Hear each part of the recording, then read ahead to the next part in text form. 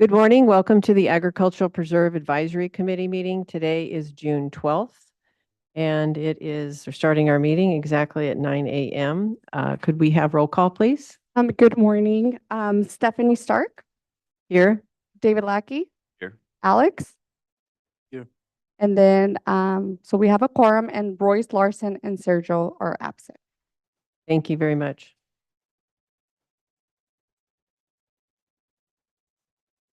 So to start us off, is there anyone here from the public who'd like to make a comment that is not on an item listed on the agenda?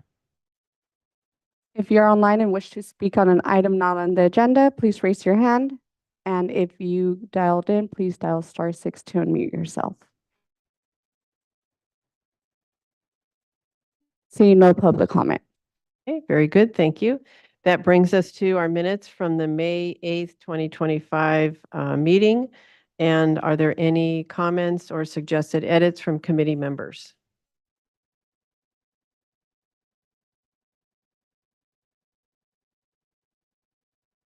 I myself have a couple comments. The first one is at the very top, it lists it as agenda. I think we should need to edit that so it says minutes. And I have a suggested edit to item number 1, action item number 1, last sentence states that discusses where constraints are determined to exist. The second to last sentence says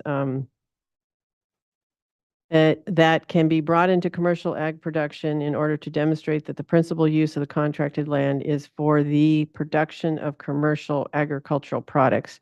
I just suggest that we say that the principal use of the contracted land is for production agriculture. Are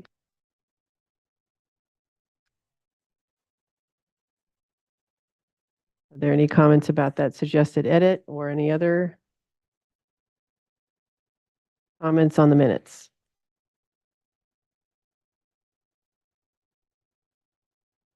Mm-hmm.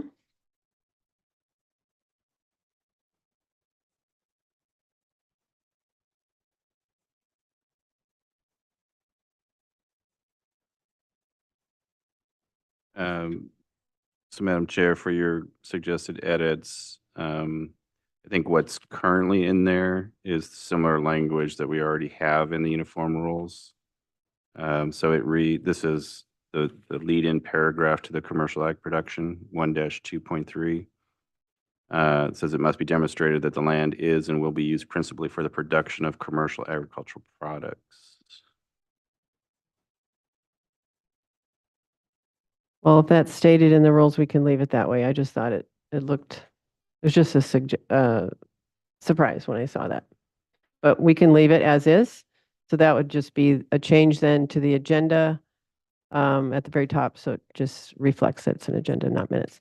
Any other comments? None from David, none from Alex.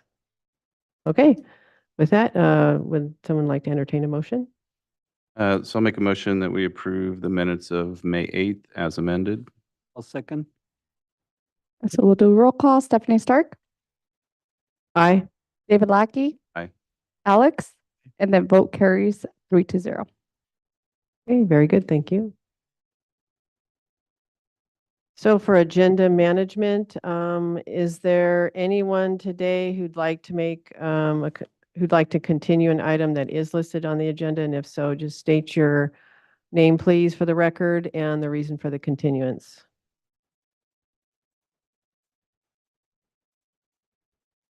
Not seeing any. Okay, I do suggest that for item number 2, which is unless we have someone here today for that item, I was going to suggest that we trail item number 2, which is Azteca Properties. It's actually a continued item. Perhaps we trail that to towards the end of the meeting after discussion items. Okay. Is there anyone here today for the Azteca item or online? Okay. Very good. So let's go ahead and trail number 2 to the end of the meeting. That brings us to our agenda. Okay, so for the first item, we have, this is for contract number 71 AP060B. It's for Bliss New Single Family Dwelling. It's to allow for the construction of a single family dwelling with a basement, a garage, deck, other little, other development structures. And we have someone at the podium who's going to speak to this item, hopefully give us an overview. But this is a 10.94 acre parcel, which is a super prime contract, and it's zoned Ag 110 in the Carpinteria area. And the assessor parcel number is 001-090-030. And Kathleen Volpe is the planner for the case. So I don't know if she's on with us today or not, but we have a gentleman at the podium. If you'd like to introduce yourself and tell us a little bit about the project.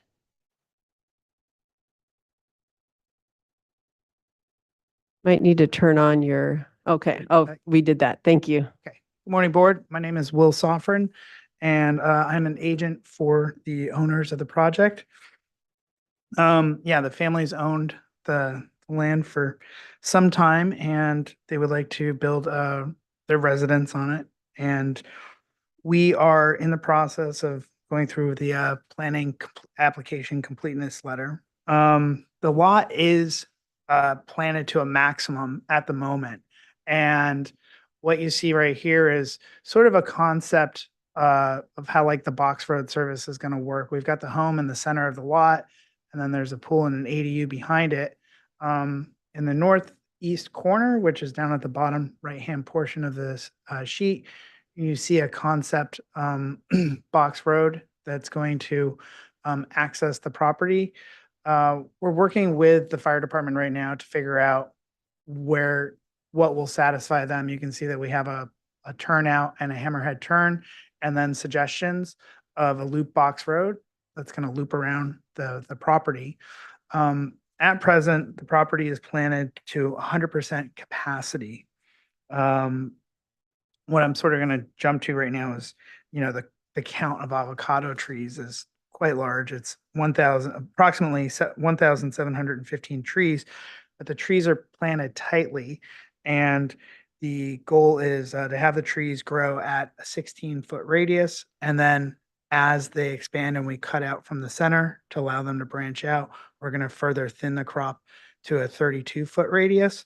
So I bring that up because, one of the questions for this project was how many avocado trees are we going to be removing? And I think it might be better if we could focus on our objective on maintaining a certain percentage of planted acreage, which is right now the lot is planted 100%.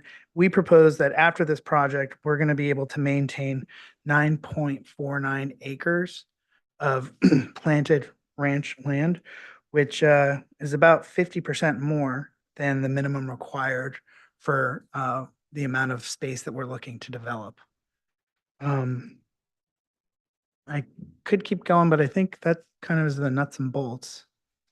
Thank you, Mr. Saki. I'm Stephanie with the Agricultural Commissioner's Office in the chair. Question for you. In the agenda, and we did get some information from you in the packet, but what is your estimated amount of the non-agricultural development for this property? Estimated development amount of non-agricultural development right now at present is 10,504 square feet. And does that include, if we have a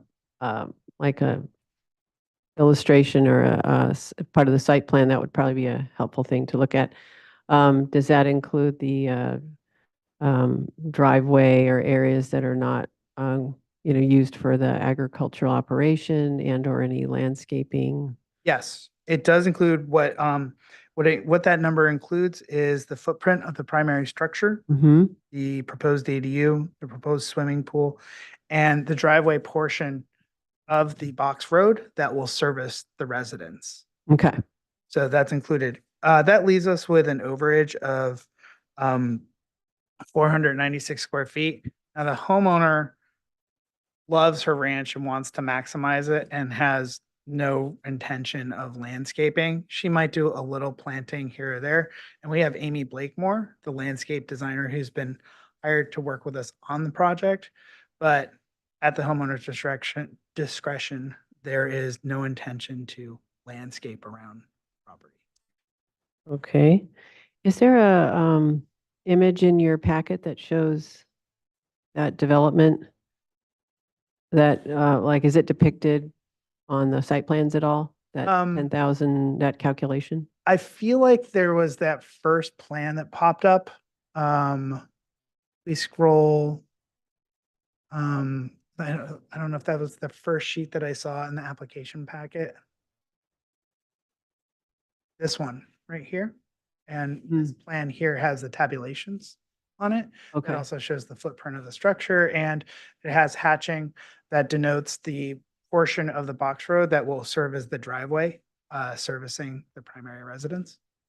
So that portion, which is that you're including in the calculation, is it that like that turnaround area? Is that what you're? May I go up and point? Yeah, sure. Or if we have a pointer, I don't know.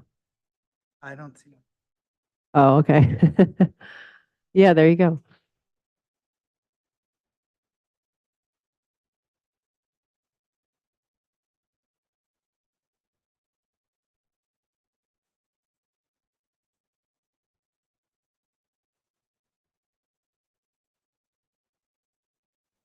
Mm-hmm.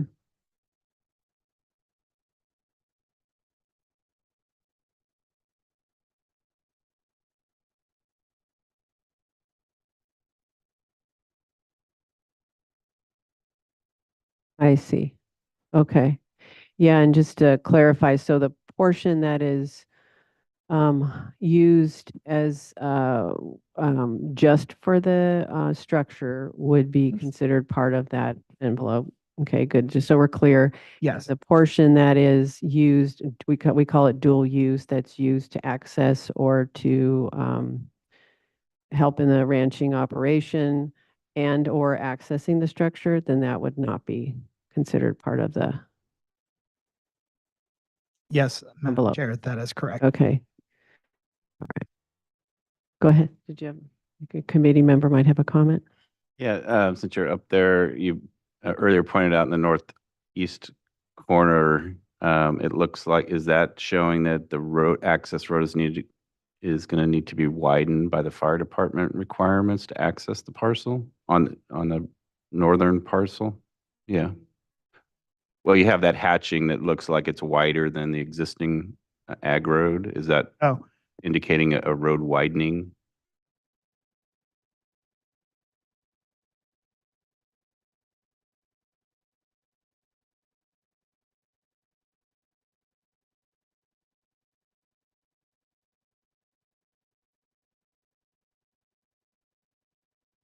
Okay. I wasn't sure if it was a fire department requirement to access the back lot or something like that. Okay.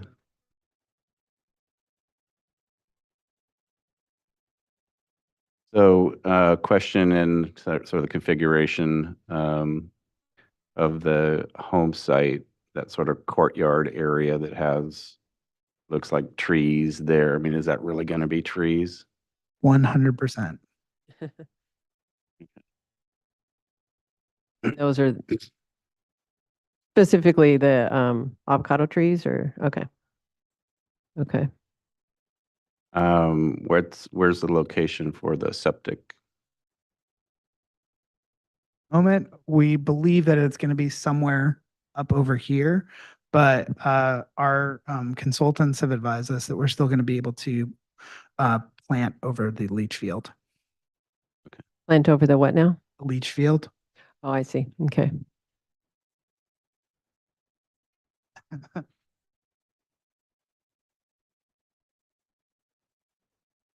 I'm trying to look at real quick. So the parcel size is 10.94 acres. Is that, I want to ask, our surveyor, is that the true acreage or is it higher than that? Yeah, so I was, since Sergio is not here, oops, I think it's on. Yeah, since Mr. Vasquez is not here, I just wanted to remind the committee that looks like there is a parcel to the north, APN 37, that belongs to the same contract. And They did got, we, they got replacement we got contracts. replaced? Yeah, so that was one of the other questions. Okay. This reference, the 71 AP is not because we Well, it's- saw Oh, okay. these two properties a year ago or so. And so I believe there was a new contract for this property and a replacement contract for the northern property. Is that correct? Yes, sir. That's a good news. So as far as the acreage then, thank you, David, for clarifying. The official acreage based on the survey of the parcel map is 10.94 acres.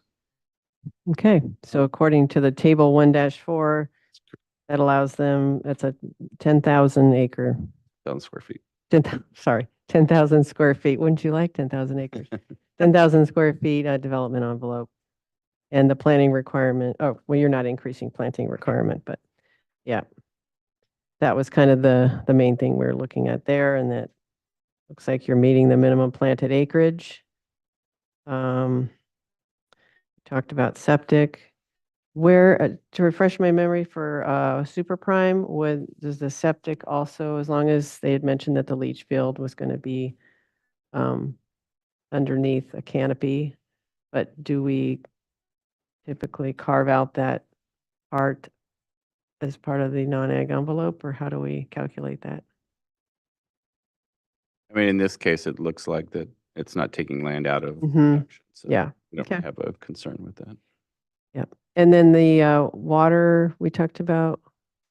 Yeah, since we submitted our application, originally we submitted it that the property does have a well, but Mhm. we have instead changed route where the agricultural portion of the property will still be serviced by the well, but we are working on a can and will serve letter for municipal water for the residents. Municipal water, okay. I think the main point that, at least as the chair was mentioning, because of the size of the property, the allowance is 10,000 square feet for the non-ag development envelope, and you had indicated it's 10,500, Mhm. 504 square feet. So how is that going to be resolved? Our understanding was that in table 1.4, because the property is 10.94 acres, that as long as that we develop instead of the minimum 5 acres, as long as we develop 6, that we would be allotted an additional 1,000 square feet of development. Mm-hmm. Because it's more than 10. Yeah, yeah.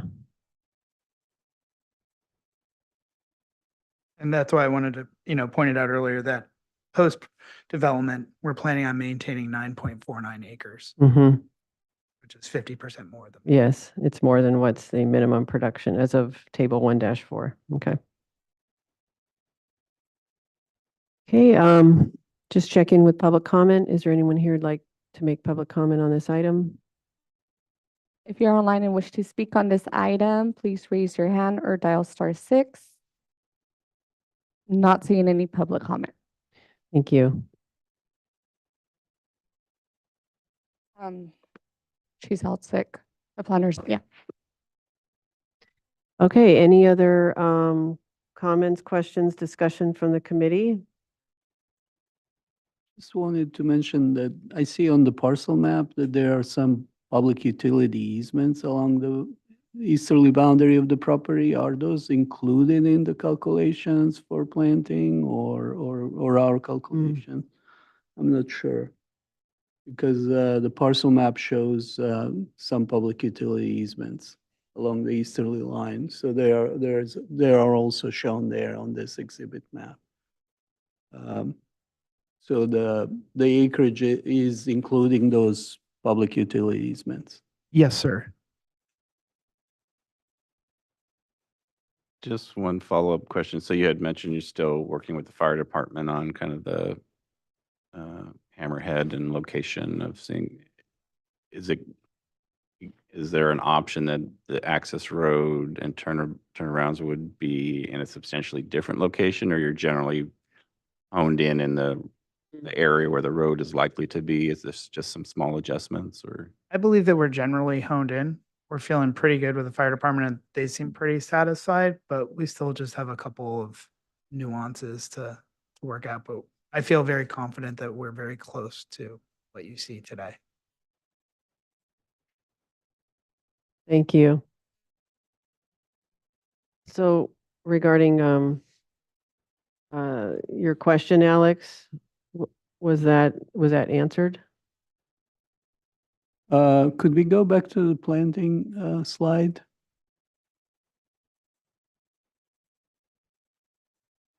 Yeah, it looks like it is answered. So if it's planted within the easement area, how does that affect? Well, as far as the calculation, the gross calculation for the area is Yeah. only considered when we have a public right of way. As far as the road Mm-hmm. cannot be used in agriculture. I'm assuming these easements are overhead lines for utilities that don't affect the planting area. Sir. So yeah, I think it's answered. Okay, good. And we could just, taking it back, were there any other comments from you, sir, or is it Amy? Yes, Mr. Saki or Amy?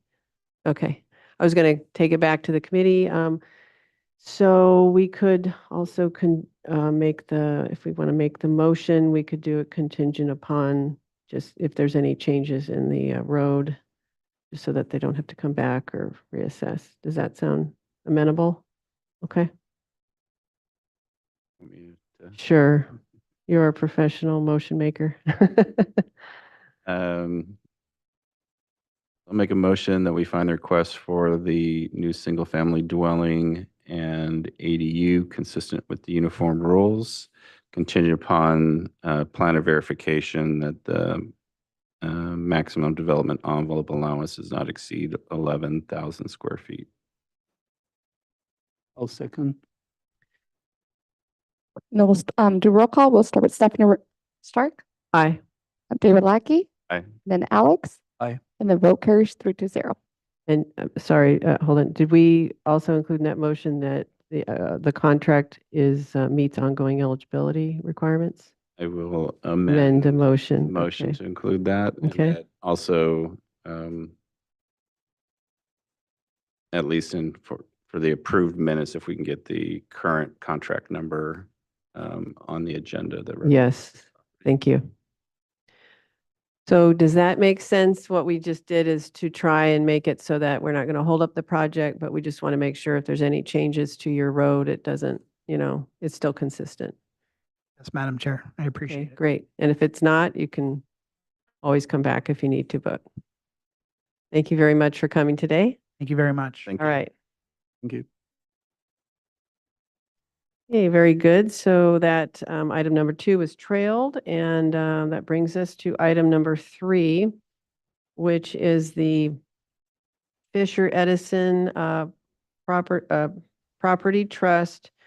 It is for a new agricultural preserve contract, and this is for it lists a ag preserve contract, but I believe that contract is in non-renewal now, and that's 84 AP 018.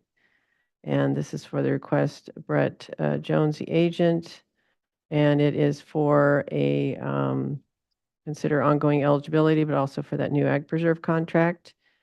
And it is for, looks like a 44.88 parcel contract, acre parcel.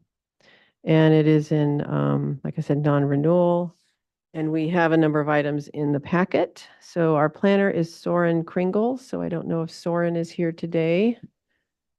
But if Soren or Mr. Jones wants to provide an overview of the proposal, this would be a good time. Sure. Good morning, everyone. Brett Jones here. Good morning. My client, Katie Fisher, is an equestrian, and she has purchased this property last year. And the property is in non-renewal since, I believe, 2020. And I think it was county initiated. I don't know all the history, but I think there was some illegal cannabis operating on site. It originally had been a horse ranch for years, and then someone was, previous owner was doing cannabis, and Katie purchased it and is bringing it back to an equestrian facility. She has a boarding operation. She has another operation, as you probably know, on East 246, kind of on what we call the flats between Buellton and Solvang. This parcel is, again, about 45 acres on the west part of Buellton as you're heading to Lompoc, south side of the highway, and is working to get to that 20 acres of irrigated pasture. I think she's pretty close now. I sent a bunch of images that have the work underway now. For instance, the track is being converted to pasture, both the infield and the track part, and you'll see those in the photos. So I guess rather than a replacement contract, this would be a new contract. So that's what we have submitted. You'll see there's a number of equestrian facilities on site: barns, covered arena, pastures, paddocks. There is one main dwelling, which is kind of there to the furthest one to the south, with just a little bit of personal use area around it, landscaping. And then there's two other ag employee dwellings that I believe one of them is occupied, one is currently vacant. She's just, again, trying to get the property back up to speed, so that will be occupied, but is not currently occupied. Well on site, and I think that's probably everything. So that field you see to the west is not part of the parcel. In this image that's on the screen. Thank you. And with this, you mentioned there's a well on site. Is there also a water sharing system for this? I thought I saw that. No? I'm not aware of that. Okay. I actually didn't go back through and look at everything that I submitted. Should have done that, but It was referencing for Crimson Farms.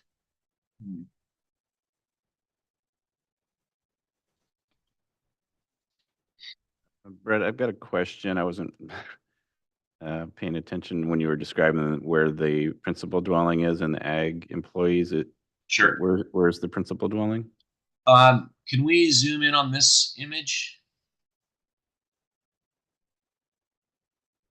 So the principal dwelling is the furthest building to the south. Okay. And then you'll see up front, actually the furthest building to the north, kind of in the northwest corner, is one of the ag employee dwellings. Just south of that main pasture that there's a red rectangle around. Yes. And then there's one more. It's a mobile home just next to the sand arena, kind of in the middle of the property, just north of the track. At the end of that kind of gravel drive. Oh, yeah. Do you see it? It's like grayish Yes. next to that yellowish block to the left. Right there. Is that it? The one you're talking about right there? Exactly. That's the trailer. Yeah, Okay. that's it. Yeah. And the residence, the primary residence, was that south there, just immediately to the east of the track? Exactly. Okay.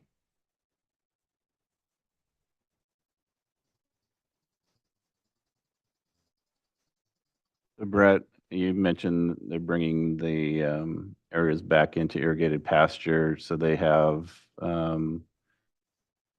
the irrigation system in place throughout the property. Yeah, she has the kind of like that Landon project we did. They have the piping and the water wheel system.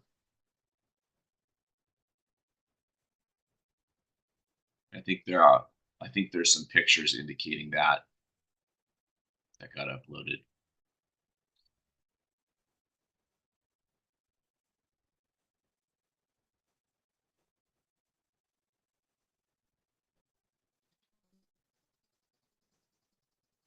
Oh, that one right there, because it's got the one that you previously had.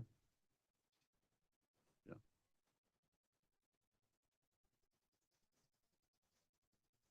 So going back to the aerial photo, Brett, those red polygon areas, is that the areas that you're indicating would equal the 20 acres of irrigated pasture? Correct. I didn't include the track because I didn't understand that when I submitted that she was actually taking the track out and putting it into pasture. So the track would be included now, as well as the you'll see there's like a little orchard that is kind of in the northwest corner along the western property line. Mm-hmm. That is being removed as well and will also be pasture. Okay. So when you say that she's taking out the track, is it just the railing around the inside rails along the track? Yeah, actually, I think there's a picture where you see that they dissed it. I'm not sure if she's taking out the rails, but you'll see one of the photographs. I think it's a little further. There we go. So that has been dissed as the center was and will become all pasture. Okay. But I believe the rails probably will remain. I didn't ask her that, David. It's outside railing, right? Outside. And probably there's an inside one. Yeah. I guess as long as it's irrigated is our main point. Brett, maybe you've covered this, but so the total land covered by all the permanent improvements, what was your calculation for that? For the principal boarding and breeding operation? You know what? Because I didn't really do a site plan because it was just, I wasn't asking for any buildings. I don't know that I actually did that. What's our, Sure. about Yeah, what our, it's okay. okay. Go ahead, Alex, has something you want Yeah, to if say? I may jump in, as there are two APNs that cover the legal parcel, Mm-hmm. and the total acreage is 44.88 for both APNs. So that is the total area. 44.88 acres for the parcels. Yes. Yeah, I was just asking about the total land improvements that were done for the, I understand it's going back into contract, so one would think that when it was in contract, it's still a non-renewal, but that's just a question because it was agendized for ongoing eligibility, I think, too. But wanted to see since So, this is yeah, a new contract. That 20% would be 8.98 acres. Mm-hmm. What is it again? 8 point? 0.98. Can we do a calculation with, is it possible to do that? Or we could have, Ball calculation looks like it's less than that. yeah. Yeah. So, yeah, I guess that was the one thing I was wondering about, what we don't have before us. Yeah, I'm sorry I didn't do that. That's okay. We're going to see if David can figure that out. Anything else, Brett, on your end that you wanted to bring forward? Okay. No. All right. Very good.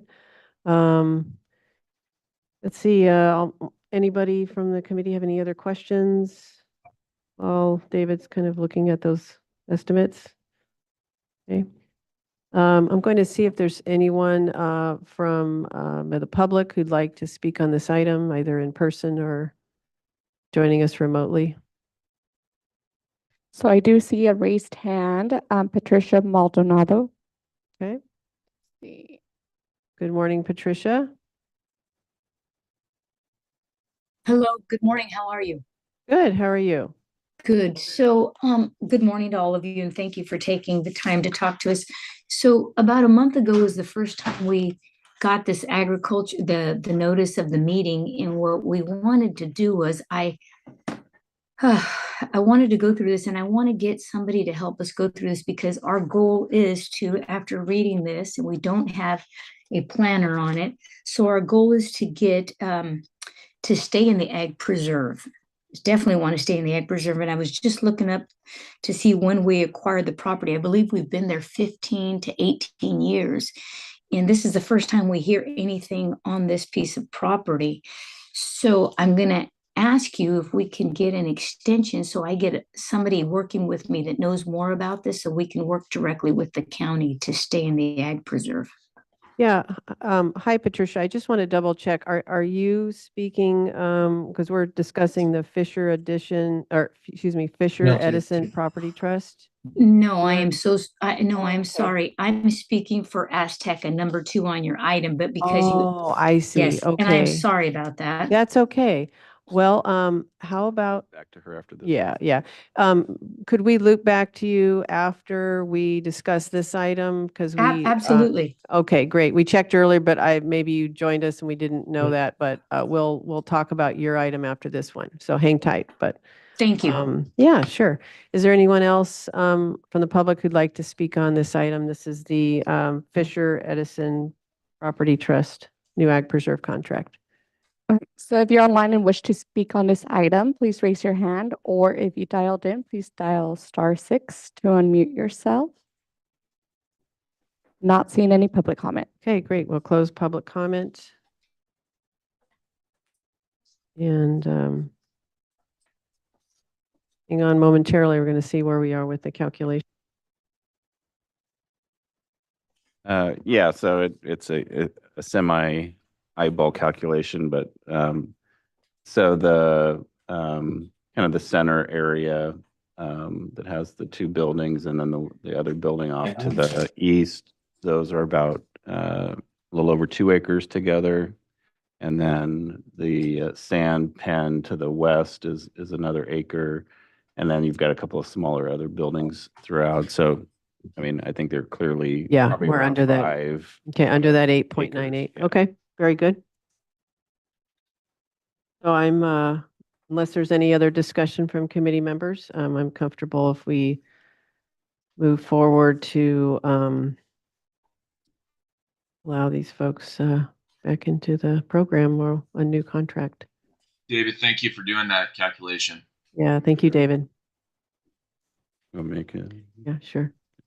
Do we have any public comment? Yes, no. Oh, no, you already asked. Okay, Yeah, great. closed public I comment. will make a motion that the committee find the request for a new ag preserve contract consistent with the uniform rules, and that the contract would qualify as a principal boarding and breeding operation per uniform and meets the requirements of Uniform Rule 2-3.2. I'll second.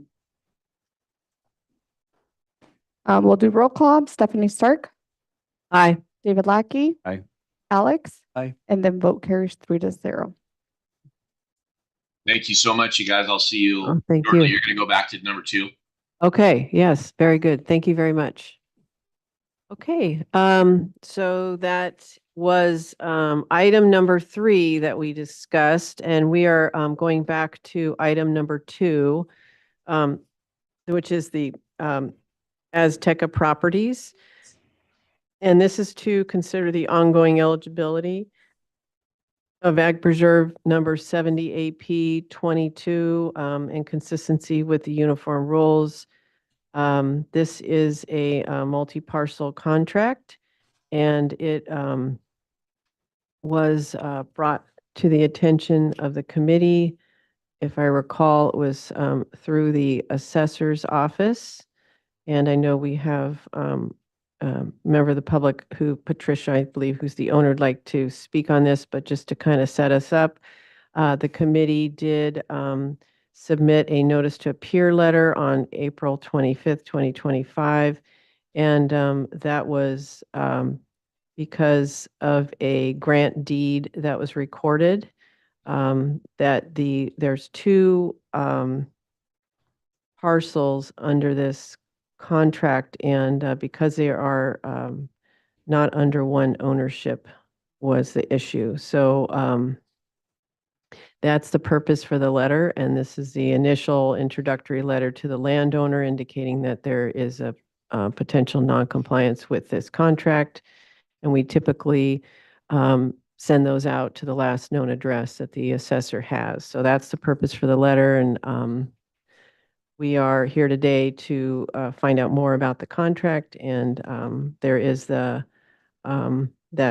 recorded document that is also part of the picture. So we don't have Sergio, the assessor representative, here today, but I know, Patricia, you are on the phone or joining us remotely. So if you would like to just, we're pulling up an image of the parcel right now in the contract. So if you would like to just, you had said a few words earlier, but if you'd like to restate those, I'd appreciate it. And thank you for Well- joining us today. Well, thank you. Can you hear me? Yes, we can. Okay, wonderful. Well, thank you for your time. This is the first we've heard of anything, and to my knowledge, I thought we were on one APN number, but you're saying there's two. So what I need to do is I need to get a consultant to help us with this, because our goal is definitely to stay within the ag preserve, and then get a planner on this also. So I guess, am I asking for an extension? I'm kind of new to this. I don't know. Yes, and that's definitely something that we can do.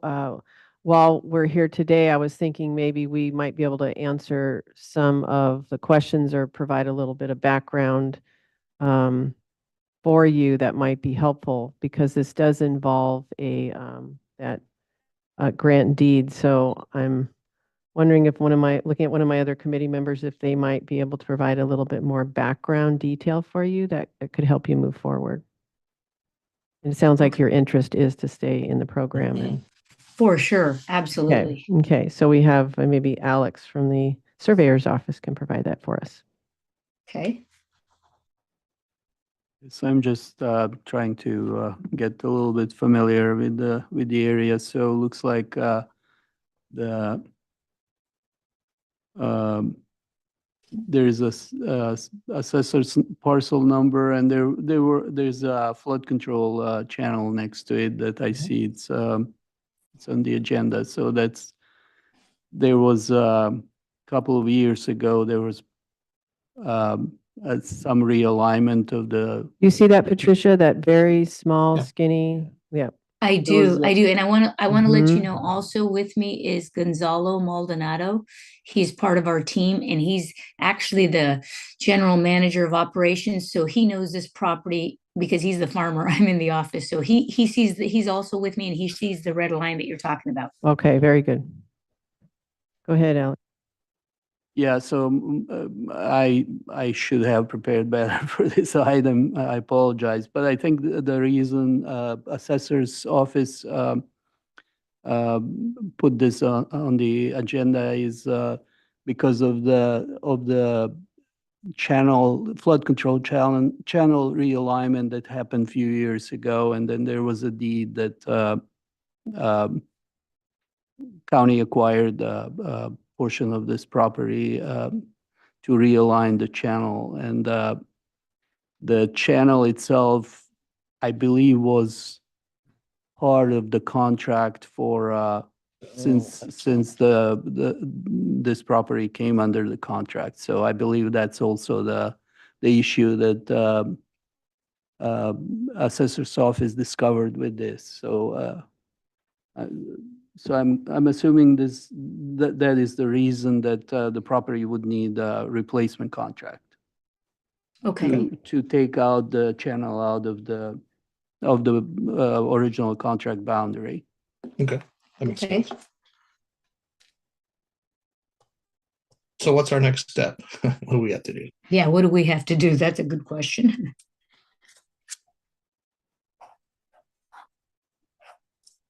Hang on a moment there. That's right. Disconnect. Hello?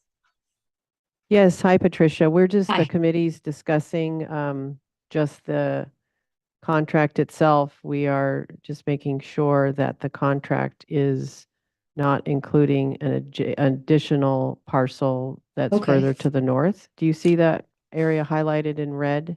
Right. I think that is a question that the committee has, and we're wondering about that. That's not our part. No, that's our That's not- neighbors to our north. Right, yeah, and so unfortunately, our assessor who brought this item on the agenda has most of the knowledge and the background. Yeah. I believe one of the issues was that, so this highlighted parcel to the north of your property, its contract number is 70AP022B, and your contract number is 022A. Mhm. So often what the assessors do, at some point in time, these were in one contract, these two parcels. And Oh, over time, okay. they got sold to two different owners.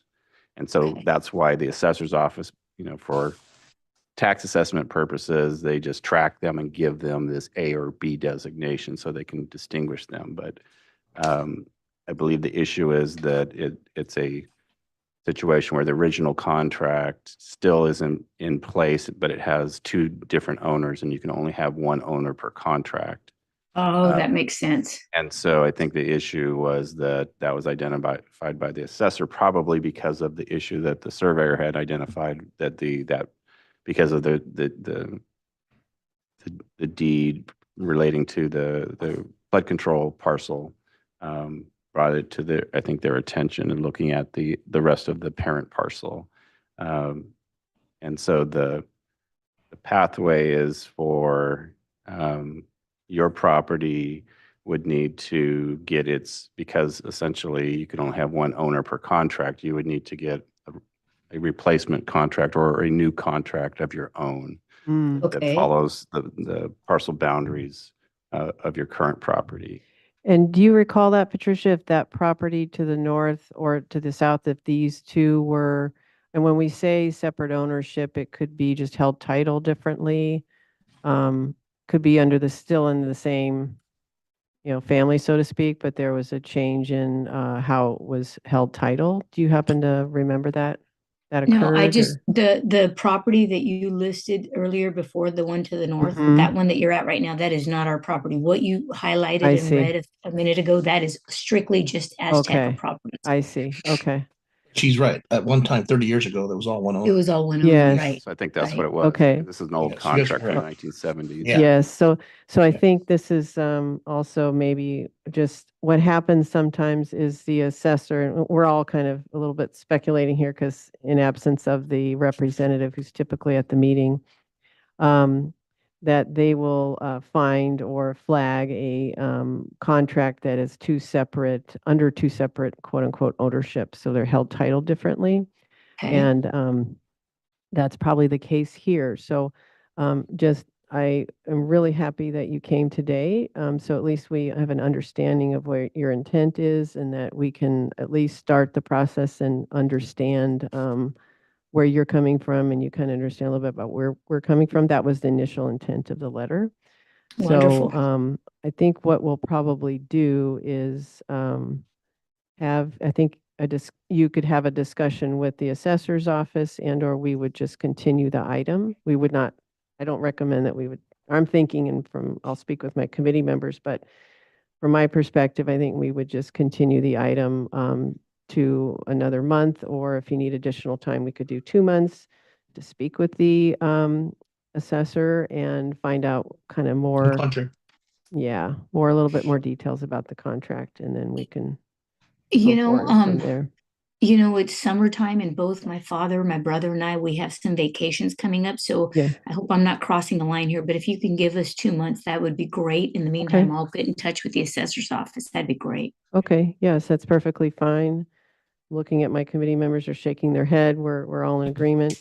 And let me just check back with them and take public comment here for a moment, but just hang tight. We'll we'll probably make a motion here, but thank you for coming. Okay. Wonderful, thank you. Yeah, committee members, any comments, other comments on this? Yeah, Madam Chair, I just want to confirm the original contract, 70 AP 22 contained the subject parcel and the parcels to To the north, okay, but also included that flood control channel. that Yes. was acquired by the county Okay. years ago. And I Yes. think that assessors split this into A and B. uh-huh, uh, to address that, mm-hmm, not the channel, only the split of the Right. property. So in this case, I'm assuming this would require a replacement contract to eliminate that, to have a new contract and eliminate that flood control channel out of. so it's kind of a cleanup the job contract. too, in that, Exactly. yeah, And I okay, think the notice was sent to the county flood control as well, because they are part of the contract per se. mm-hmm, okay. So does that make sense, Mhm. Patricia and, Condola? the Condola, gentleman yes. that's there? Okay. Yes, yes, it does. Thank you. Okay. And Patricia, just for, so Sergio Ricardo is our representative from the assessor's office. And so maybe Teresa, could you send Sergio's email or phone number to Patricia? Or is there some way to get that to her? Yes, I can do that. Okay, Okay. can I give you my email address or do you just want to mail it? Either or is fine. I can mail it to you, or the agenda that you received via mail should have my email address as well. Okay, wonderful. Yeah, I don't have your email on it here. I'm looking at the letter, but oh yeah, it does. Okay. It does have it. I can email you. I'll email you and give you and that way you have my contact info. We can go both ways. Okay, very good. Thank Yeah, you. reach out to him and then we will, I think we'll end up making a motion. Let's continue this for 3 months. So this would be for the September. Was it 2 months, Patricia, or you were 2 months should be fine. 2 months? Okay, so that would be to the August meeting then. Okay. August wonderful. 14th, which is a Thursday, and same time, Wonderful. 9 o'clock. Okay. And then Thank you. before we Mhm. make a motion, public comment, is there anyone from the public today who'd like to speak on this item? If you're online and wish to speak on this item, please raise your hand or dial *6 to unmute yourself. Not seeing any public comment. Okay, very good. We'll close public comment and let's make a motion for this. I'll make a motion that we continue this item to the August APAC meeting to provide time for the owners to discuss issues related to the contract with the county assessor's office. I second that motion. So we'll do roll call. Stephanie Stark. Aye. David Lackey. Aye. Alex. Aye. And then vote carries 3-0. Okay, very good. Thank you. Okay, thank you. And Thank you. reach out to the assessor at Sergio Ricardo, and I'm sure we'll see you in 2 months. Thank you. See you in 2 months. Thank you.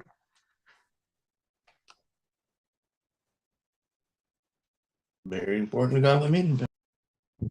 All right, very good. That concludes item number 2, and we already took care of 3. So we are now on item number 4, which is the Foxen Canyon Home Ranch.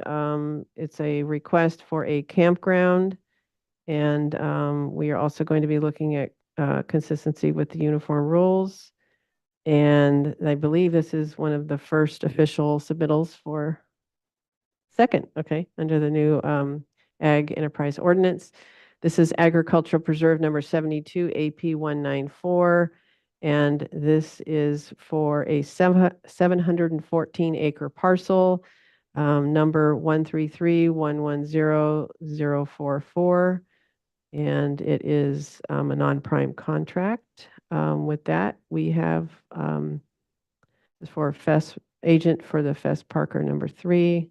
And Angela, it says Angela James on the agenda, and Francisco Vargas from the county is our county planner. So if Francisco or Angela would like to provide us with an overview to get us started, this would be a good time. Hey, good morning, everyone. Brett Jones again with Angela James, my business partner. And I know Francisco's on as well. Wow, I'm bummed that we're number 2. We wanted to be number 1. Anyway, small scale campground. It's a 700 acre parcel that houses the Fess Parker Winery. You'll recall we were before you, I think it was a couple years ago when we redid the entrance to the winery. There's also a cattle operation on site. And this is a section of vineyard that was diseased, that waiting for the Ag Enterprise Ordinance to be adopted, the owners wanted to take advantage of this new opportunity. So we've removed the diseased vineyard area and are going to be planting agave in that area, but also want, as a separate project, is the small scale campground for the AEO. So we're super excited to be before you. Mike Drammer is also online, project manager, to help with any questions that you might have. Teresa, are you able to pull up some mapping?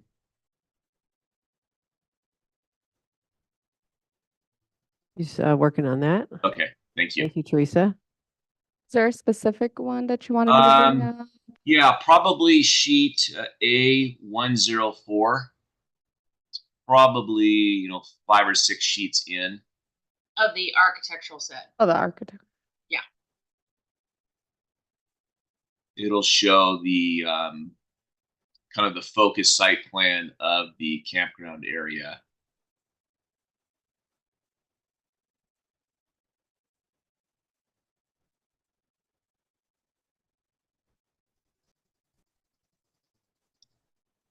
I'm looking at your screen, looking at Teresa. your It's screen. a little more, maybe one more, maybe 2 more. Yes, that's it.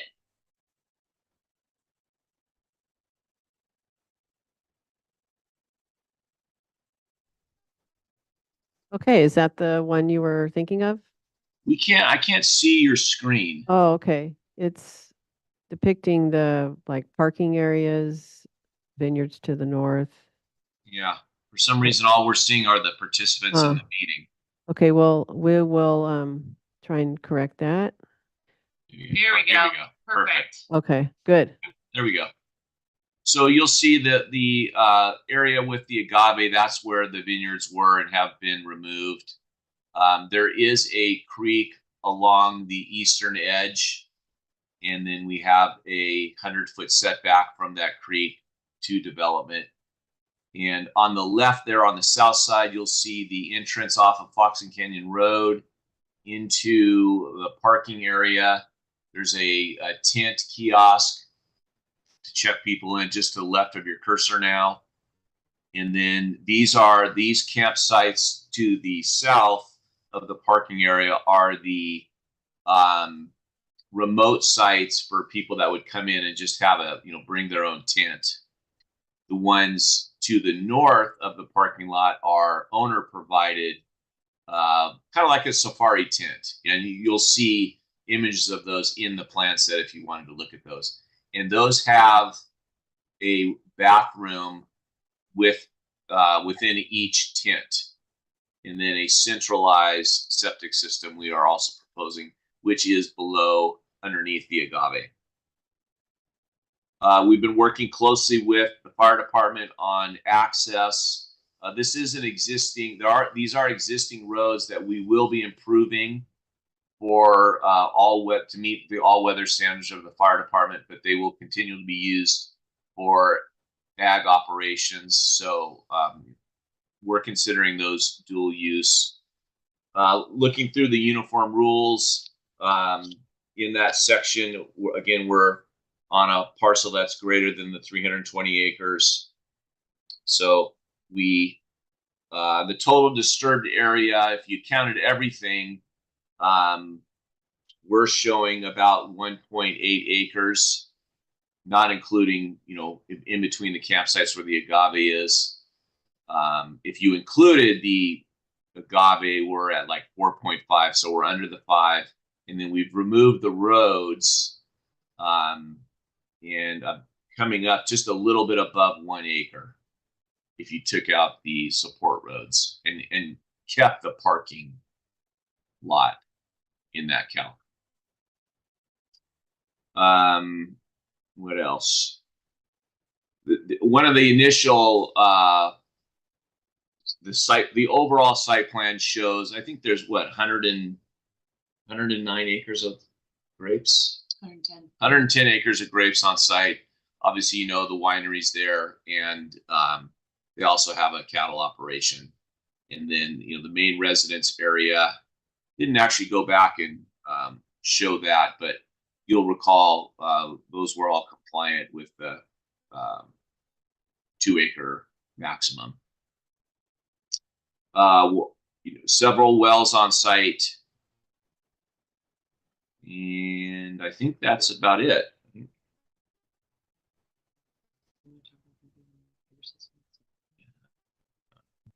Thank you for that overview. I don't know if the project planner's here today, Francisco, if there's anything he wanted to add, or any questions from the committee members. Hello, Madam Chair. Francisco here, County Planning. I am here in case you have any planning questions, but I don't have anything else to add at Okay, this moment. thank you for attending, Francisco, and letting us know. Committee members, any comments or questions? Yeah, I have some questions, Brett. So I think in the project descriptions it talks about a common shower facility. Is that correct? Yeah. Where is that located or proposed to be located? Yeah. We go back to that same map, Teresa, we were just looking at. There you go. It is just just east of the parking stalls. You'll see toilets and showers. Okay, yeah, I see that. So is that available, or I guess I was a little bit confused. So you said the individual landowner provided accommodations have bathrooms. Is it a bathroom and shower? So really the showers would only be used by the low impact camping? That's correct. Okay. These are really cool. If you want to, if we scan through, you'll see the tents. Yeah, there's an example of one.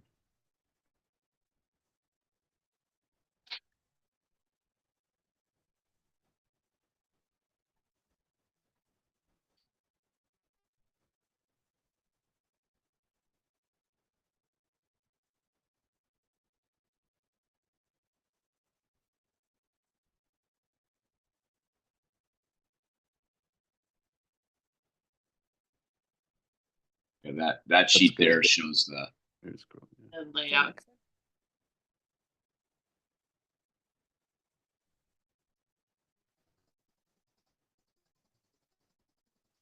So Brett, they have a bathroom, shower. Is there any cooking in these? Any food prep? Any sink cooking facilities within each of these? So. No, I don't believe there's a kitchenette or anything. Right. Yeah, that if you stop right there, Teresa, I think that will give you a good indication of what's. So a little bathroom, then a bedroom, living room, and then you come out onto a deck. So what would be the typical maximum occupancy of these tents or overnight accommodations? I'd say 2 people. Meant for 2 people. 2 people, okay. And curious about where the leach fields and septic system is going to be, and how are each of these connected? These are going to be individually connected to like a central line to the leach field and septic system? There is a septic submittal set, Teresa, is one of the separate files that you received. I think you're just one over. There you go. Yeah. So that's the calc page. The close-up. I think there's a field shot. Maybe beginning. I think back up, Teresa. You'll see. Teresa, to maybe the first page of the set. Right there, you'll see a line, the tents connecting, and then a central line, and then the tanks.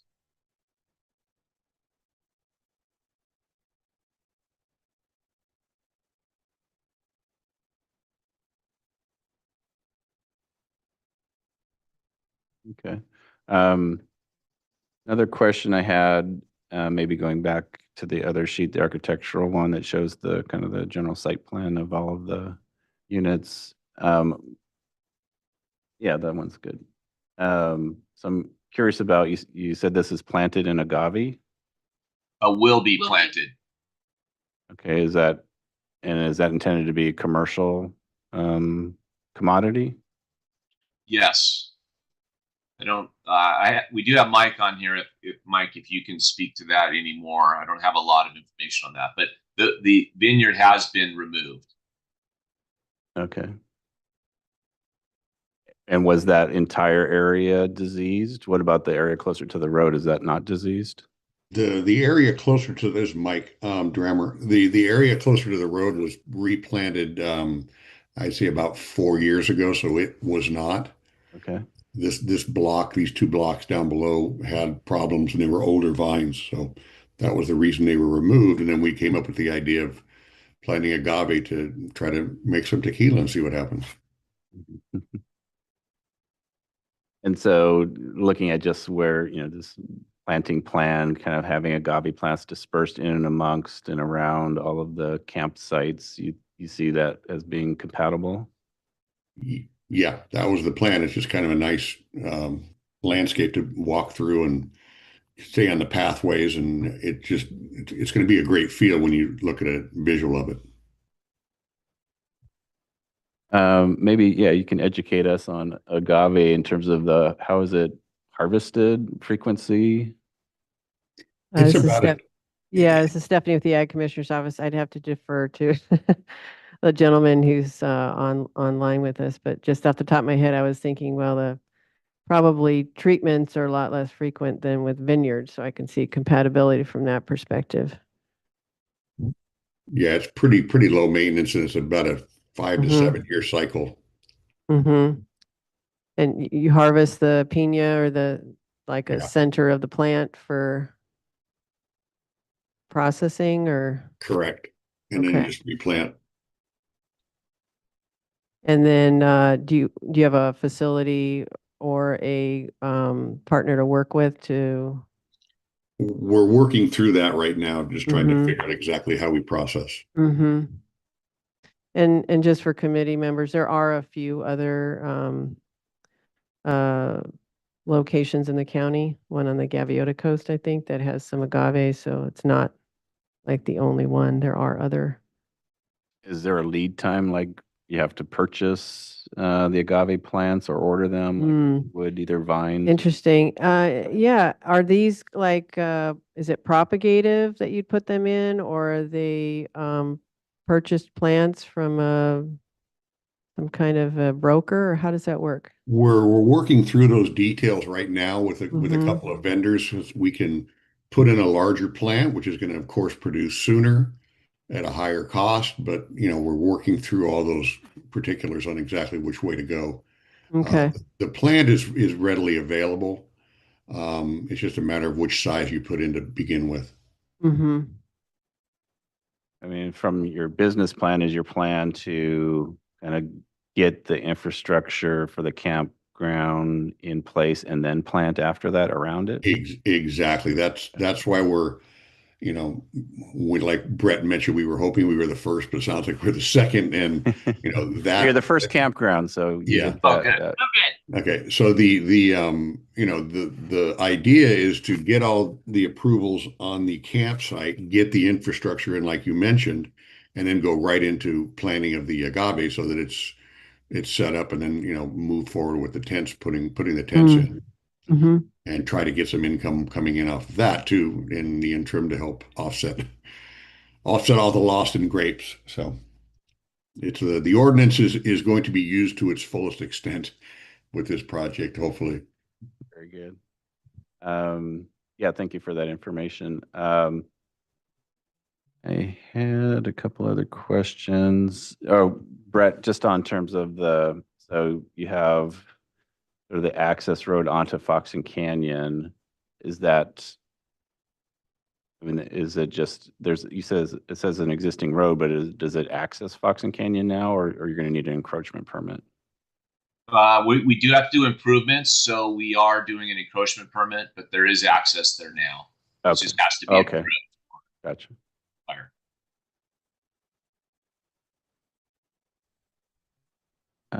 And then a couple of questions, just more on the ordinance, but it relates to maybe how the property is going to be used. So one of the requirements is that there's 24-hour on-site supervision. How is that going to be provided?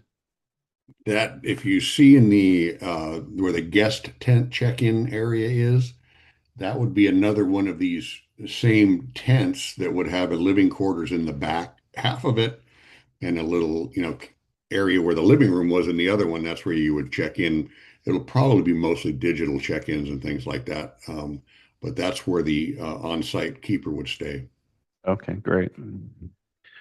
And then I think this is still probably being worked out, but for the landowner provided accommodations, I believe they're subject to the transient occupancy tax. And so have you reached out to look at with the county in terms of getting your TOT certificate? And that's one of the also requirements as far as the ordinances for the landowner provided accommodations. Yeah, I can actually speak to that.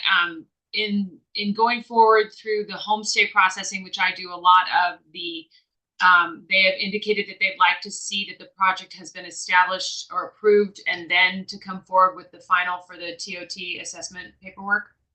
Okay. Yeah, I mean, I think that was one of the kind of the balancing things that obviously the board wants to promote these uses, but also for those that are eligible for the TOT, it provides a benefit back to the county. So I'm glad you're addressing that. And yeah, I think those are my main questions that I had.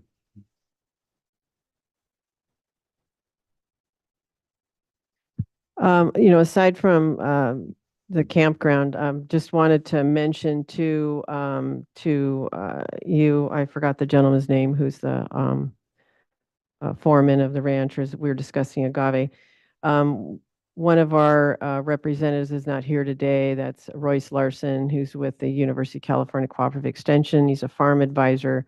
So if you need any assistance, I was just kind of taking a peek online at, UCANR, Ag and Natural Resources. They have some, techniques and suggestions. So I, suggest you reach out to anybody you see, and if you need some help, just reach out to me at the Ag Department for guidelines and ag agave selection. And I just, I was mentioning propagative, but that has its own challenges. So if you've got some problematic rootstock there or some kind of genetic predisposition to disease, you just want to be careful with just propagating so you're not having all the same genetic crop out there or clones. So just wanted to mention that to you as a resource. Helpful. Thank you. Thank you. Okay, are there any other comments or questions from committee members? If not, I was going to reach out to see if there's public comment. Okay. Is there anyone here today who'd like to speak on this item? So if you're online and wish to speak on this item, please raise your hand or dial *6. Not seeing anybody in the public and no one online. Okay, very good. Any other comments or questions from Brett or anyone there on your team? No, we're all good. Thank you. Okay, we'll take it back to the committee. I was thinking, since this is a new ordinance, if we could kind of look through the ordinance as a team before we entertain any motion, just because it's very new for us. Okay. So just kind of looking specifically at Uniform Rule 2-4. I don't know if we can pull that up, Teresa, at all. Okay, David's on that. That's where the new camping uniform rule requirement is listed, and it is 2-4 B specifically. It addresses small scale campgrounds. And we're just going to pull that up for the benefit of both the committee as well as the applicant. The first one, I'll just get started. We'll pull that up shortly, but it addresses that it is, number one, is the small scale campground shall not be located on a premises of less than 40 acres, and that's not our case. Our premises was, yes, it's well over that. It's a non-prime contract. Beyond overrated. Yeah. And there we go. So B1 is what we are just discussing. So B2 is that the campground development envelope may be allowed in a location that's remote from other non-agricultural development on the premises. I can't recall, is there other development on the premises here currently? I think there is, correct? Yes. Yes, okay. So that is allowed. And that's consistent. Unless there's any other thoughts from committee members. Okay. 3 addresses whether it is qualifying on prime land. So 3 really doesn't apply to us or in this situation. And 4 addresses on non-prime land, which this is a non-prime contract. And 2 would apply for premises larger, 320 acres and larger. So it's that item B42 ABC that we're just looking at right now. So you get up to 4 campground development areas may be allowed, and this I would call as 1. So consistent. Number 2, or B, is total disturbance shall not exceed 5 acres. And what was the calculation for this proposal for total disturbance? I'm coming up with about 4.5. That's with the roads. And That's if right. you counted all of the agave, we'd really like to say we're at 1.8. And then without the roads, agave. it says we'd be around an acre. Okay. So about an acre, and that's not including the agave? Correct. Okay. And then C addresses 2C, remote campground development area does not exceed 1 acre. So yeah, that does not apply for 2C. And 5 addresses a zoning requirement, which is a setback. Did we discuss that piece? Campground development shall comply with specific setback requirements. Right, did you? I Okay. did discuss the setback from the creek, and we didn't discuss the setback from the property line, but Okay, so let's just put that one on hold and let's continue down the rest of the list and we can address that one after, if you don't mind. Sure. Okay, so 6 is the campground shall minimize intrusion on agriculturally productive areas and prime soils of the premises. Was there prime soils on this parcel? You recall? Mike, do you know that answer? I don't recall that. Okay. I don't have that answer. I'm sorry. Okay. Well, we do know it's in the area that was removed from grapes, or vineyards were removed, but you're proposing agave in the area.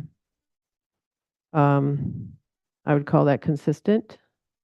Okay. I'm getting a nod from at least 1 committee member and 2. Okay. So 7 is that the campground development envelope shall take maximum advantage of existing roads and infrastructure to the extent feasible. Okay. And 8, only incidental low-intensity motorized activities shall be allowed. Maybe I missed it, but did you address the motorized vehicles? I didn't hear any discussion that there's a parking facility. Right. That's where people park. Yeah. Okay. We're not planning on any, things off this site with, Golf motorcycle carts. or I don't anything know. like that, golf carts.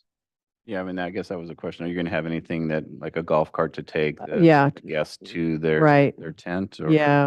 And what's we do. envisioned for, Yeah, we for do this? have those paths. You'll see the paths in between if we went back to the site plan. That's Okay. intended to be like a golf cart path. Okay.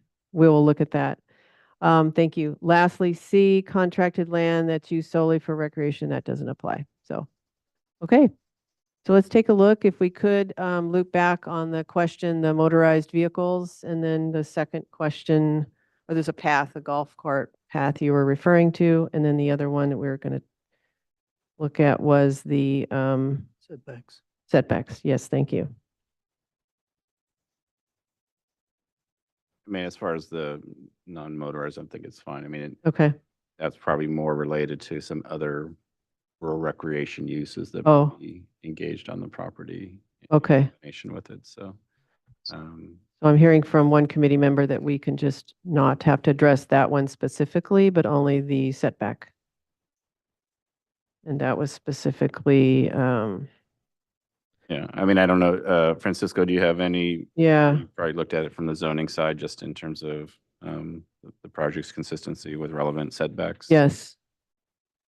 Hello, yeah, Francisco here, County Planning. So I did look at that. That's, as you can see, we asked for them to depict the setback from the property line to the north, Mhm. from Fox and Canyon, and then essentially it's a 100-foot setback requirement from the outer property boundary, which you can see there.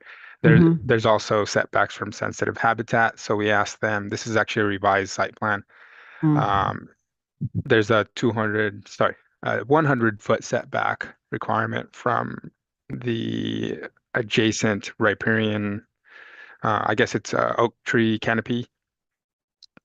So there's a 100-foot setback requirement from there, as well as a 200-foot setback from any adjacent residence, which it also meets. So we looked at that, and we'll continue to look at it as the plans get revised. Very good. Thank you, Francisco. So, to the applicants online, I think what we've addressed all the items in, discussed in Uniform Rule 2-4B. And just wanted to see if there was any more, input from the agent or the applicant before we, take it out for public comment. No, we're all good. Thank Okay. you. Very good. Anyone here today who'd like to make a comment on this item?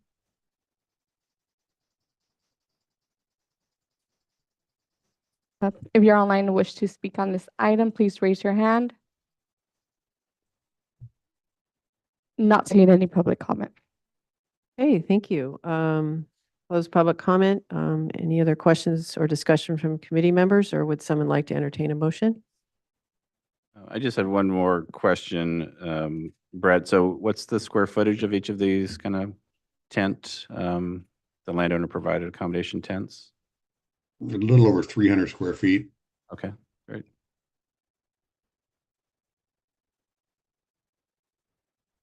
Are we accepting reservations?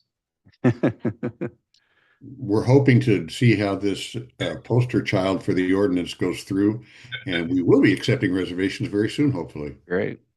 Yeah, no, I mean, I think your team did a great job. I think this is it's a respectful use of the existing ag property, but also provides that opportunity for additional income to supplement the ag operation. So I think it's a good first Yeah, campground project. definitely.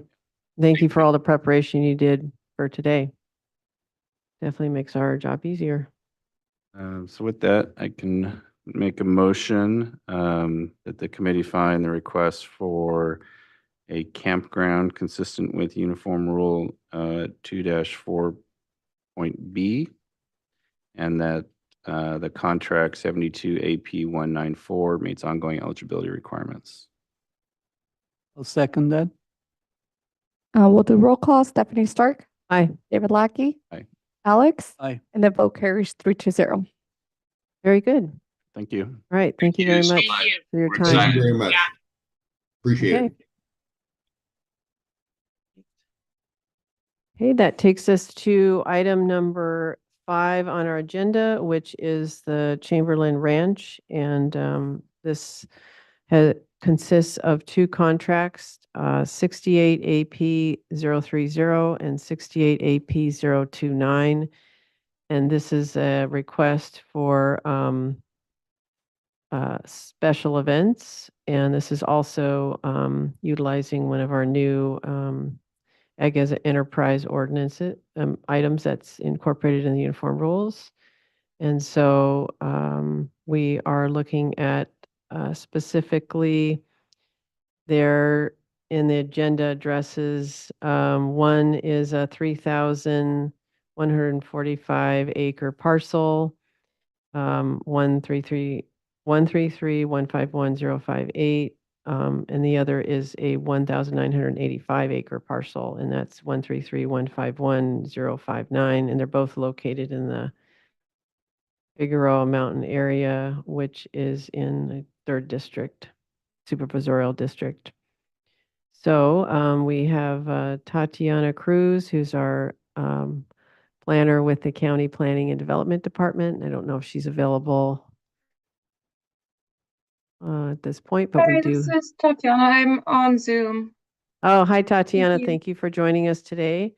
And we also have a representative here from, I think, for the applicant who would like to speak and maybe provide us with an overview of the project. Okay, thank you. Good morning. My name is Mary Hayden, and I'm a co-owner, co-manager of the Ted Chamberlain Ranch, upon which this is on. Probably for the last 7 years, I've been working with Commissioner John Park, kind of trying to form the ag ordinance, enterprise ordinance. I was also on the ad hoc committee from the AAC, working with long-term planning and Mr. Lackey on kind of refining it and getting it through the Board of Supervisors. So I'm very familiar with this. So yeah, what we're asking for is the use for small-scale events. And our premises altogether is just over 8,000 acres. The one parcel is just over 3,000 acres. That's the parcel that ends in 058. And I'm calling that Sand Spring or the Vaquero Camp, just for your knowledge. And then on the, I guess, east side in the parcel ending in 059, we're calling that the the East Spring parcel. And I called it the Thrashing Machine event site. And I guess I just have to let you all know, these sites have been there for decades and decades and decades. My grandfather bought the ranch in 1929. He was one of the founding members of the Vaqueros Men's Group Riding Club. And so that's why the one in parcel 058 is called the Vaquero Camp. It's hidden in the hillsides and the trees. And I think for many years, the guys went there and partied. And there's not a lot of neighbors around. On the east side in East Spring parcel, a little bit more respectable. My grandmother used it as her picnic ground. And for decades and generations, it's been a wedding site for family members, including myself. I don't really know what more to say unless. Well, I guess that's a great overview, especially of the property. Sounds like a legacy property that's been around for many years, and your involvement with the ordinance. I wasn't aware of that. So thank you for that information. And your proposal is for, is it, let's see, looking the number of events, you're looking at 200 events, is that right? Oh, no, 10 no. small-scale special events with up to 200 people, probably. Correct. So there's a couple of different echelons, I guess, of events Yes. that you can have. So small-scale events up to 200 attendees. You can have up to 10 events. And then specifically on parcels that are our premises, pardon me, that are over 5,000 acres, Yeah. you can have up to 4 to 6 events of up to 500 people and up to 5 nights. But it's also depending on how many per month and that sort of thing. Okay. Sounds like you're well-versed, and this is our first, I think, case coming before us for the special events with the Ag Enterprise Ordinance. So just wanted to see, thank you for that. And Any other comment, I think originally from the planner, before we have the committee ask questions? This is Tatiana again. Thank you, Mary, for presenting. I'm available for any questions. I don't have anything else to add right now. Okay, Thank you. thank you. Committee, any questions for Mary or for Tatiana? Yes, maybe Teresa, and I'm not sure what's the best site plans. I know there were some submitted. So maybe this is one good example. Just so this is on This is on the east side, so it's the Thrashing Machine event site and in the East Spring parcel. okay. So it's So maybe describe what would happen, and you've identified these envelopes, like they have parking areas and you've got the portable restrooms. But in terms of what events do you think would be happening here? Because I know for the larger events, for the up to the 500 attendees, the project description mentions that for those attendees may have overnight stays. And so one of my questions is how would those overnight stays be accommodated, and where would they be located? So my guess is most of the larger events would be here. And then you can see there's in the blue area that is where the center of the event is. So if there's going to be a tent or catering or things to that effect, that blue area is where the event center is. And then around where there's kind of the darker areas there, those are parking areas, and they look small, but they're actually really big. So RVs can go in there, and then we believe that most people are going to be doing tent camping.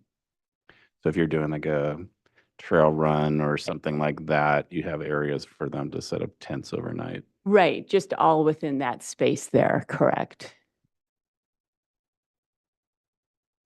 And I will say that we've, hosted many, horseback riding groups. My family are all horseback riders, and, they're trailers, and some of them have RVs with trailers. It all fits within the the parking area. Generally in the blue area, there's not any vehicles. That's just people area. But in those other areas, that's primarily parking. And then even down south of that area, there's a bunch of flat space, and it wouldn't be for parking necessarily, but actually probably more for tents.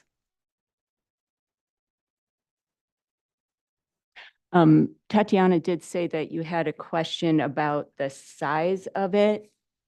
So the actual event size here in the blue is approximately like 0.43 acres, so not even an acre in the blue. I kind of did like a Google Pro polygon of the whole space, even south, and at its largest, it's probably about 6 to 7 acres. Is that the larger purple line that's beyond? No, that purple is where like people usually would put the porta potties. No, I mean you see the purple, the outer purple. That outer line there, that's, When I looked at a different map, it looked like it was kind of that whole valley. You had kind of like a Oh, yeah. I can't really see very well. might have been on one of the other Okay. other sheets, but Yep. see that? oh yeah, see Larger this, see kind the of purple purple. circle there? Oh, okay. I was asked to do a perimeter of 1,000 feet just to show that, 1,000 feet from the center, we're not going to be anywhere near any of our neighbors. Mhm. So that's 1,000 feet around the event space itself. That's not me. You had mentioned, some of the people that in the parking areas, they may stay in their RV. Would the tent camping occur in those polygons for the parking areas, or where would they be? It could, depending on, how many RV people come. I know from experience, most people don't have RVs, and so most people are either in smaller trailers or in tents.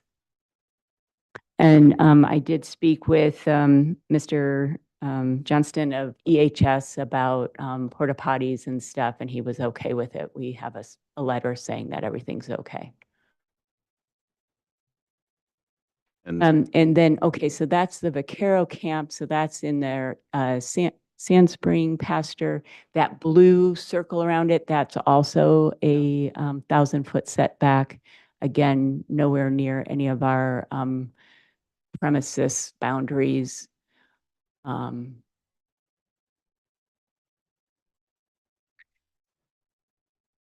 and then, so the orange area, well, Up at the orange, top, I was asked to do a event 6 parking or foot- something. so where the yellow pin is, excuse me. Yeah. That event site is 0.27 acres. Again, that's where, you know, the caterer is, a tent's put up if necessary. The parking is way up in the north area, but there's also a lot of space alongside the road where people can park as well. In the past, people have put tents underneath the trees. And when I did like a little polygon that you're not seeing of like the usable space altogether in the valley, that one is more like 12 to 15 acres. What's kind of deceiving is that it is a valley. It's not super steep, but especially as you come towards the east, it's a lot less usable. Towards the west, it's much more usable. But underneath the trees, people can find, you know, definitely usable space for tents. And just to be very also clear, we're not doing any grading. There are no new roads and no permanent infrastructure whatsoever.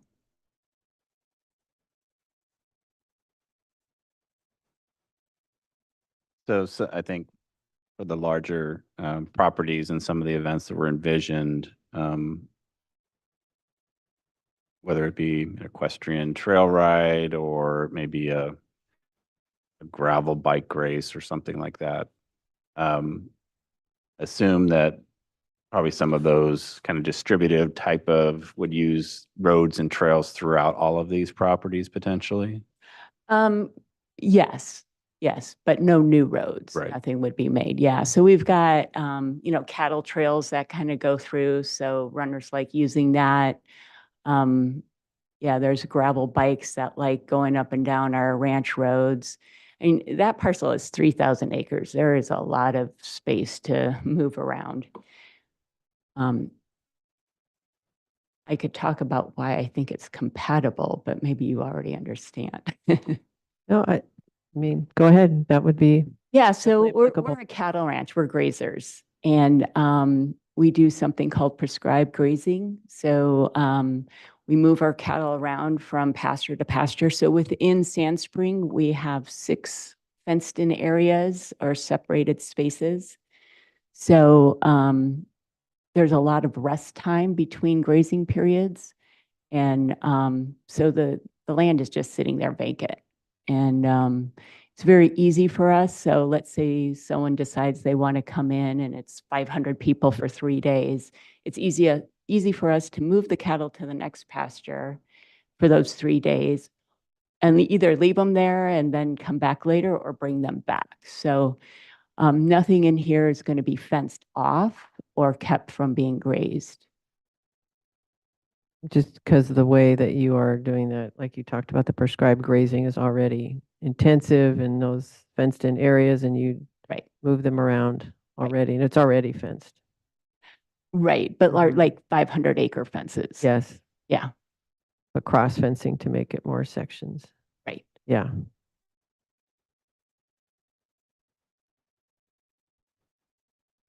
Okay. Just a question, since this is one of our first ones we're looking at. So I'm just looking at the ordinance. So are there any educational experiences or opportunities as part of this proposal or? Maybe. Okay, so we're looking at, I'm just making sure at 2-11, for temporary filming and special events, we're looking at A and B. I mean, it seems, So when when I did put in my proposal, I said something about we could host regenerative ranching, mhm. you know, and then Tatiana Cruz was kind enough to remind me that is an educational, not so Not my guess though is if we did do anything educational, it's probably going to be maybe 50 people. Mhm. And I believe under the ordinance that's exempt. Yeah, and I'm just looking at the uniform rules. There's not, it just talks about the findings or what the committee looks for consistency. It's just, it references, you have to follow zoning ordinances and any structures necessary to support such uses, which you said you're not Right. proposing any, that doesn't apply. And then it just talks about incidental, low-intensity motorized activities shall be allowed. So I was just looking for clarity on that. That was part of the project description or not, It's part of not- what, well, or scope at of least what we're looking Our at. project description doesn't call it out, but as Mary had mentioned that the ordinance, there's an exempt level of educational Oh, okay, I see. experiences that they can do without a permit. And so Okay. essentially that's up to 24 days per year. Okay, And because of the size of the property, it could be up to 100 attendees for each. of Okay. these. so then we're just looking mostly at just A and not B. Okay, thank you. So one of the questions that I have, and I asked Tatiana to look into it, was, so for the two main properties you had mentioned, just looking at our information from the assessor's office, it describes the owner as Ted Chamberlain Ranch or Chamberlain Ranch Limited Partnership. And then the intervening parcels are, the owner is William B. Chamberlain Trust. And so the question was, could we look at it as, are those different ownership? Are those trusts held differently or are they held in common that it would be considered the same ownership? And so that was the question I asked Tatiana. So maybe Tatiana, you could provide us with at least how the planning department looked at that. Hi, it's Tatiana. Yes, I can answer that one. So we're looking at this project as the parcels that were listed. So it's multiple parcels and they're all contiguous lots. So we are looking at it as that all those parcels being the ag premises. So even though the events are just on 2 of the parcels, we are looking at this as those multiple contiguous lots because they're all owned by the Chamberlain family. Did you look, was there information on the trust that you looked at to evaluate that they were held in common? Yes, so again, they're all owned by the Chamberlain family. So we did review like the title report and I think like the articles of incorporation for those LLCs to confirm that they are in fact owned by the Chamberlain family, all of those parcels that make up the ag premises. Okay. And Mary, do you have any other any information beyond that? Or, Yeah. because we So, haven't looked at it, so we're kind of relying upon their research just to make that. Right. So we do have trust deeds showing that it all belongs to Chamberlain Ranch LLC, which at one point was Chamberlain Ranch LLP, but that got merged and dissolved into Chamberlain Ranch LLC. So the actual ownership didn't change. And that included Trust B no longer exists. And again, there was a merging and a whatever, but it's all deeded into as Chamberlain Ranch LLC, all owned by the same entity. These two contracts are not adjacent to each other. There's other Correct. contracts, even one in 2006. Like 6. Right.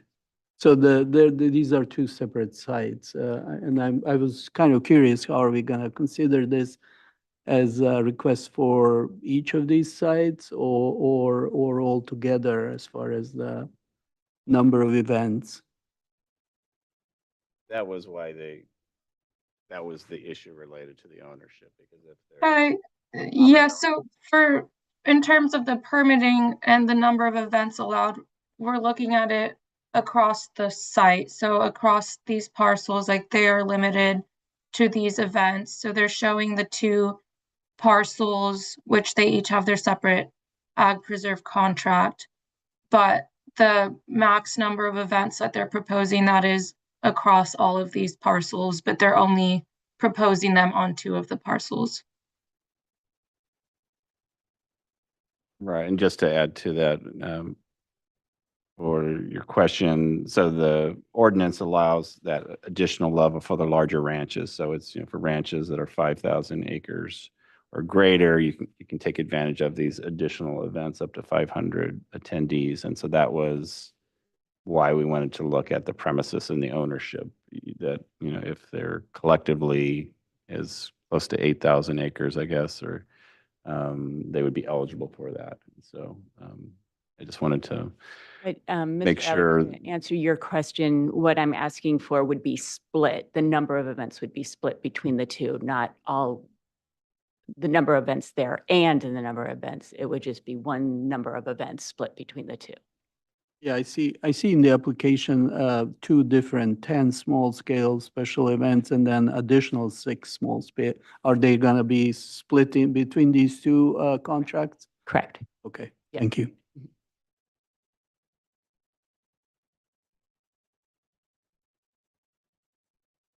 Good question. Good point of clarification. Any other comments or questions from committee members? And I'm sure the conversations have happened. So you've been in contact with fire department as well? Yes, I submitted a draft fire protection plan to Captain Olmsted, and Tatiana was able to confirm that he did receive it. He's been super busy, and we're hoping to get together next week.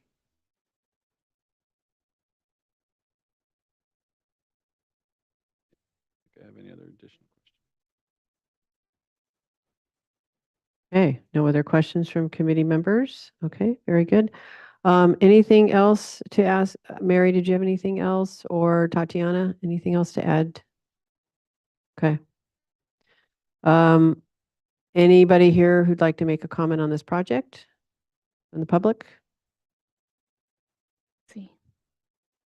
If you're online and wish to speak on this item, please raise your hand or dial *6 to unmute yourself. Not seeing any public comment.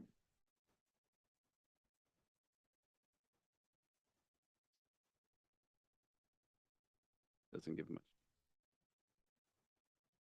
Okay, very good. Thank you. Public comment. So I think since this is our first one that we're looking at for this new enterprise ordinance, just go through the checklist. I think it's much more basic than the prior case. But yeah, let's go ahead and do that for looking at the temporary filming and special events, Uniform Rule 2-11A, which is the small scale events. Essentially, the first part just talks about what the events may include, anywhere from cooking classes, weddings, receptions, parties, etc. And it has to make sure the certain requirements are met. There's 3 listed. The first is that it shall comply with all applicable regulations within the county zoning ordinance. I defer to either Mr. Lackey, a representative from Planning Development, or Mr. Cruz, it's Tatiana, who is the county planner. There's something that's not applicable or, not consistent with the county zoning ordinance, please let us know. But otherwise, I think we'd count that as consistent. And number 2 is the small scale special events that they're located on a premises of 40 acres or greater. And yes, this is larger than that. And any facilities or structures necessary to support such uses, which are not principally used and on the ag operation must be included in the acreage allowed for the non-agricultural development envelope. So I'd say it is also consistent with that third item. Okay, with that, there any motion we can entertain?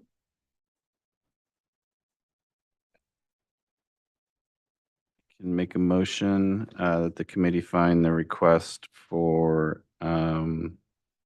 special events consistent with the uniform rules, including Uniform Rule 2-11 A, and that we find contract 68 AP 030 and 68 AP 029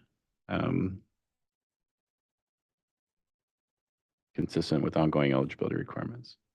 Very good. Roll call, please. Can I get a second? I'll second. Thank you.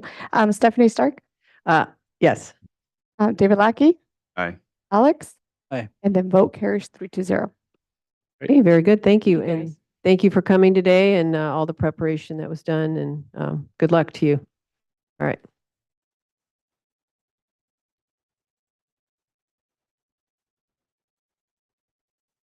Very good. That completes item number, that was item number 5, and now we are on to item number 6, and it's 5 minutes to 11. So we'll keep going. Okay. So this is for item number 6 is the Heinz Winery project, and this is for Agricultural Preserve Contract number 69 AP 050C. Again, Tatiana Cruz is our county planner for this item. And this is for a land use permit to allow the conversion of an existing agricultural structure to a Tier 1 winery, and also addition of a 340 square foot crush, let's see, additional storage and area, a building. This property is a 98.70 acre parcel, so we are looking at not quite a non-prime contract, so I guess it'd be a prime contract, and located in the Lompoc area, 3rd Supervisorial District. And is there anyone here today who'd like to provide the committee with an overview of the project? Yes, Brett Jones again. Good morning, everyone. Good morning. Sure, yeah, it doesn't look like I'm listed on there, but yeah, so this is a, as you said, a 98 acre parcel on Mail Road that had previously been involved in cannabis cultivation. So the structure that we are converting and adding on to was a structure that was meant for cannabis, but was actually never used for that. So it's will be converted to a Tier 1 winery with some small additions. The property is currently developed with a main we do have a site plan. I don't know if Teresa, if you want to go to the there should be an architectural set. There we go. Yeah, thank you. A main residence, an ag employee dwelling, and some agricultural barns, and then this building in particular. The houses are vacant currently, and the property is developed with I think it's 27 acres of grapes. The actual grapes there is an additional few acres that have some trellising and irrigation. They just are not planted at this point. And there has been some sliding. There's some steeper slopes that they tried to develop that have slid over the last couple of years that have impacted some of the existing vineyard areas. And the property is quite steep in areas and is affecting our ability to get to that 50% non-prime planting requirement. So we do have some mapping to show those areas. I do have Tim Rogers, contractor, who is helping me with the project online. And we have some mapping showing, he's got a little more history on some of the slides that we can show on one of the maps that we turned in. So here's the irrigation diagram. So again, existing building that we are going to convert to a winery and adding a little bit of square footage for a some additional storage, and then a covered crush pad on the east side facing Mail Road.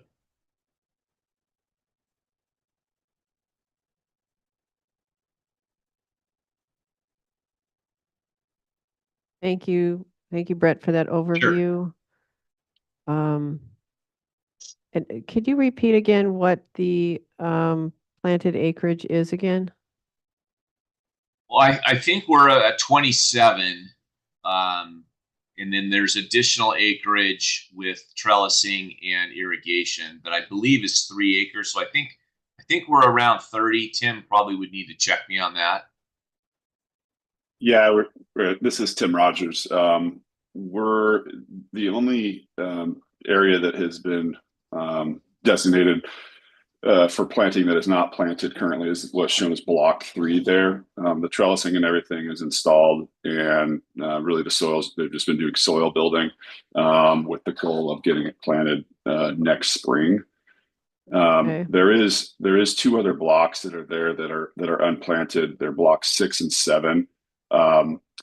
There's been a pause on that and kind of it's not necessarily super suitable. They've had some issues with a couple other blocks sliding due to the soil composition and the slope. And the block 6 and 7 that we've designated are very similar soil composition and slope. Yeah, those 2 right there. So those may get developed, but we're kind of having continued issues with, again, the sliding on the blocks on the top right here, which should be kind of the north corner. So not necessarily planning on planting those unless we can get a hold of how to prevent them from sliding. So those ones are kind of TBD. Okay. But currently we're looking at 27 acres planted. That's what I heard. Yeah, Okay. roughly 27 acres. And I think just one thing to highlight is you're looking at this kind of topo map here. Is we're pretty maxed out. We'd love to be able to plant more on the site, but as far as from a use perspective, there's some great oak groves, and there's a lot of steep slopes that kind of preclude us from planting other areas. Thank you. So Brett, so the application is for a tier 1 winery that allows up to 20,000 cases. How many cases are you proposing in your project description for the winery? Yeah, we did propose the 20. The family does have additional vineyards across Highway 246 on Drum Canyon in the vicinity. Is that land under Ag Preserve contract? It is.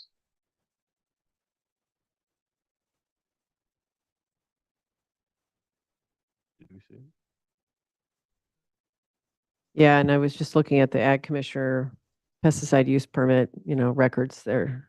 There appears to be a second site under this Heinz Winery. Yep. So, yeah. And Brett, where I was going with this. So our uniform rule that requires 51% of the case production to be from grapes that are planted on the premises where the winery is or on other contracted lands of the owner in Santa Barbara County. And so for that calculation, the department has historically used 300 cases per acre. So for a request for 20,000 cases, 51% would be 33.99 acres. So you've got on this property, 27 planted and a potential additional 3, it sounds like, that you're going to be bringing into production next year. And then how many acres on, sorry, you said on Drum Canyon? Tim, I need to defer to you on that one. Don't have that off the top of my head. Okay. I might be able to pull that up here real quick. Assume it's more than 4 acres. Yeah, it's I don't want to guess, but I'm guessing it's closer to 60 acres maybe. Right. Yeah. Okay. So it sounds like It's a substantial planting. Yeah. Thank you.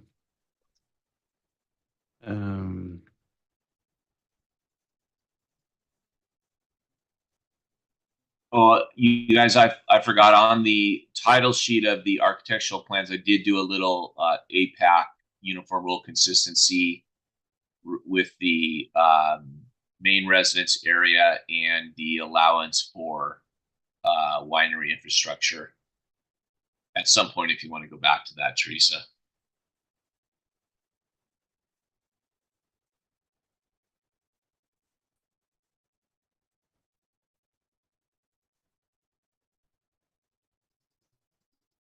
Should be on the first page down at the bottom.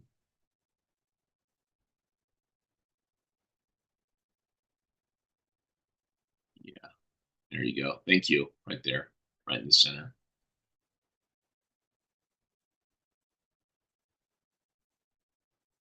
This one off Mail Road. This is on Mill.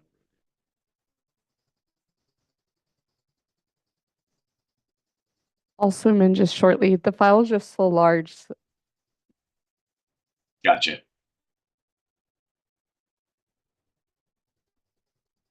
And while Teresa's pulling that up, I was just looking at the Ag Commissioner records. It shows for Heinz Vineyard, there's one site that's 50 acres, sorry, 45 acres, and another site that looks like is on Drum Canyon for 33 acres. Does that sound right? Yeah, I just got clarification on that. So over on Drum, it's actually 22 that's planted currently. There is other areas that are designated to be planted in the future, which probably brings it up to the total that you just mentioned. Yeah, because that makes sense, because you'd want to, even if you do prep for the ground, you're doing any treatments, we'd capture that as well in our permit. So that makes sense.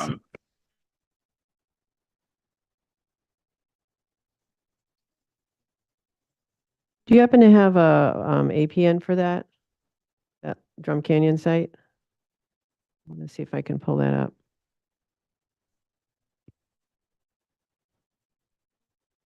I do not, but I can try to pull one up here while we're talking.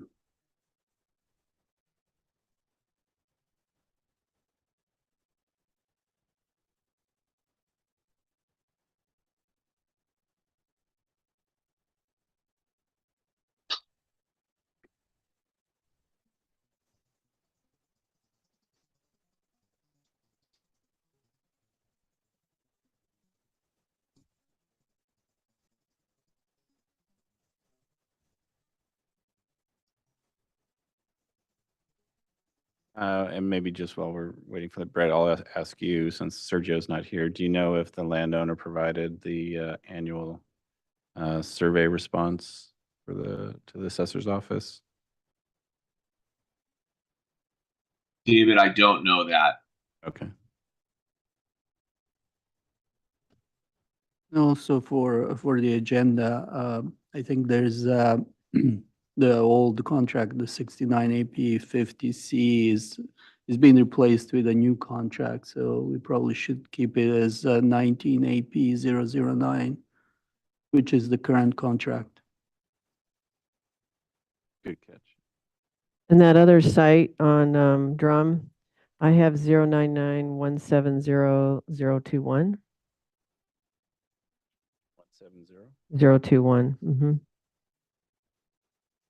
What's the total acreage? Is that a 70-acre parcel?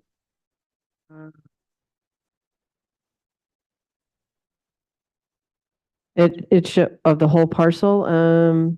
Yeah. Shows 60 acres planted. Hold on. Let me see what the total acreage is. 70.30. 70.30?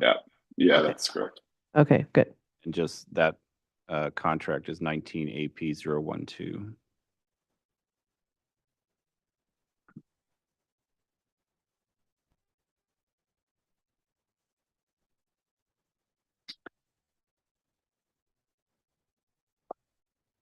Hey, any other comments from committee members? Okay. Is there anyone from the public who'd like to speak on this item? We do not have any public comment. Okay, very good.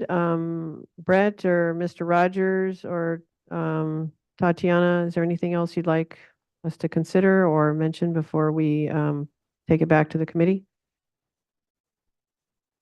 No, thank you. No, thank you. All right, very good. Okay, So I'll make a motion that we find the request for Tier 1 winery consistent with the uniform rules, including Uniform Rule 2-2.1B, and that contract 19 AP 009 meets ongoing eligibility requirements. I'll second. We'll do roll call. Stephanie Stark, aye. David Lackey, Aye. Alex, Aye. and then vote carries 3-0. Okay, very good. All right, thank you very All much. right, thank you. Thank you so much. Yeah, Thanks, everyone. thank you, Tatiana. Appreciate your presence today. Very helpful. Thank you. Thank you. Okay, that takes us to item number 7. And then we have, after this, we have 3 more items, 2 are discussion items. So we have item number 7. This is for the Parks Family Enterprise Ag Employee Dwelling. And this is to allow the demolition and reconstruction of an unpermitted ag employee dwelling. And this will be on a property or premises, at least that looks like a one APN for this contract. It's 39.31 acres, and it is parcel number 081240046, located in the Gaviota Coast, 3rd Supervisorial District. And we have a planner, our county planner is Kiana Lamb, and I see somebody here at the podium who would like to address the committee. So welcome, and if you could provide us with an overview, please. Good morning, everyone. My name is Jennifer Siemens, and I'm here to represent the property owner, Parks Family Enterprises. And I just need to clarify a few things about the premises and the project before we get going. I was brought on after everything was submitted, so there's just some clarification that needs to happen here. So this is contract 98 AP 010, and it is actually comprised of 7 parcels that are zoned Ag 2 100, and it's a total of 544.51 acres. So it is a non-prime contract. It is a property that or the premises, I should say, has 127 acres of avocados planted. The trailer is a very old farm employee dwelling from the 60s. It is well past its life. And so the owner would like to do an in-kind replacement, same size, modular home in the same location. There are wells that serve the contracted land, multiple wells, but the trailer itself, the modular home, will be served by Goleta Water District water. Let's see, I'm not sure what else you might need to know about. If you don't, I apologize for not having overheads that show the whole area of contracted land. I do have an exhibit that shows the 7 parcels and the contracted land. And then I have a blow-up aerial version of the 139 plus acre parcel that shows the farm employee dwelling. And then there's a foreman's residence on the parcel as well that was built in around the year 2000. There are other dwellings located elsewhere on the premises, 3 of which were built like in the early 1900s. This is a very old, ranch land with some very old homes that have been there well before the contract came into effect. Thank you for that. We might also be able to pull up an aerial photo, but thank you for bringing that to our attention. Yeah, that's very large property premises. Thank you for the clarification on the number of parcels, number of acres under the contract. So yeah, the premises you said, you said 544.51 Yes. totality? Okay. All right, and this is for the farm employee dwelling. Let's see, was there anyone as the planner here today? Adam? Oh, sorry, that was for the next item. Kiana is the. Kiana, thank you. Kiana? Okay. All right, any questions from committee members? We're pulling up the air photo right now. And I always kind of familiar with the property. I think of it as Parks Land and Cattle. Is it that the same? Okay. Yeah. Glen Parks. Okay. Who's legendary, legendary in the Gaviota Goleta area. Yes.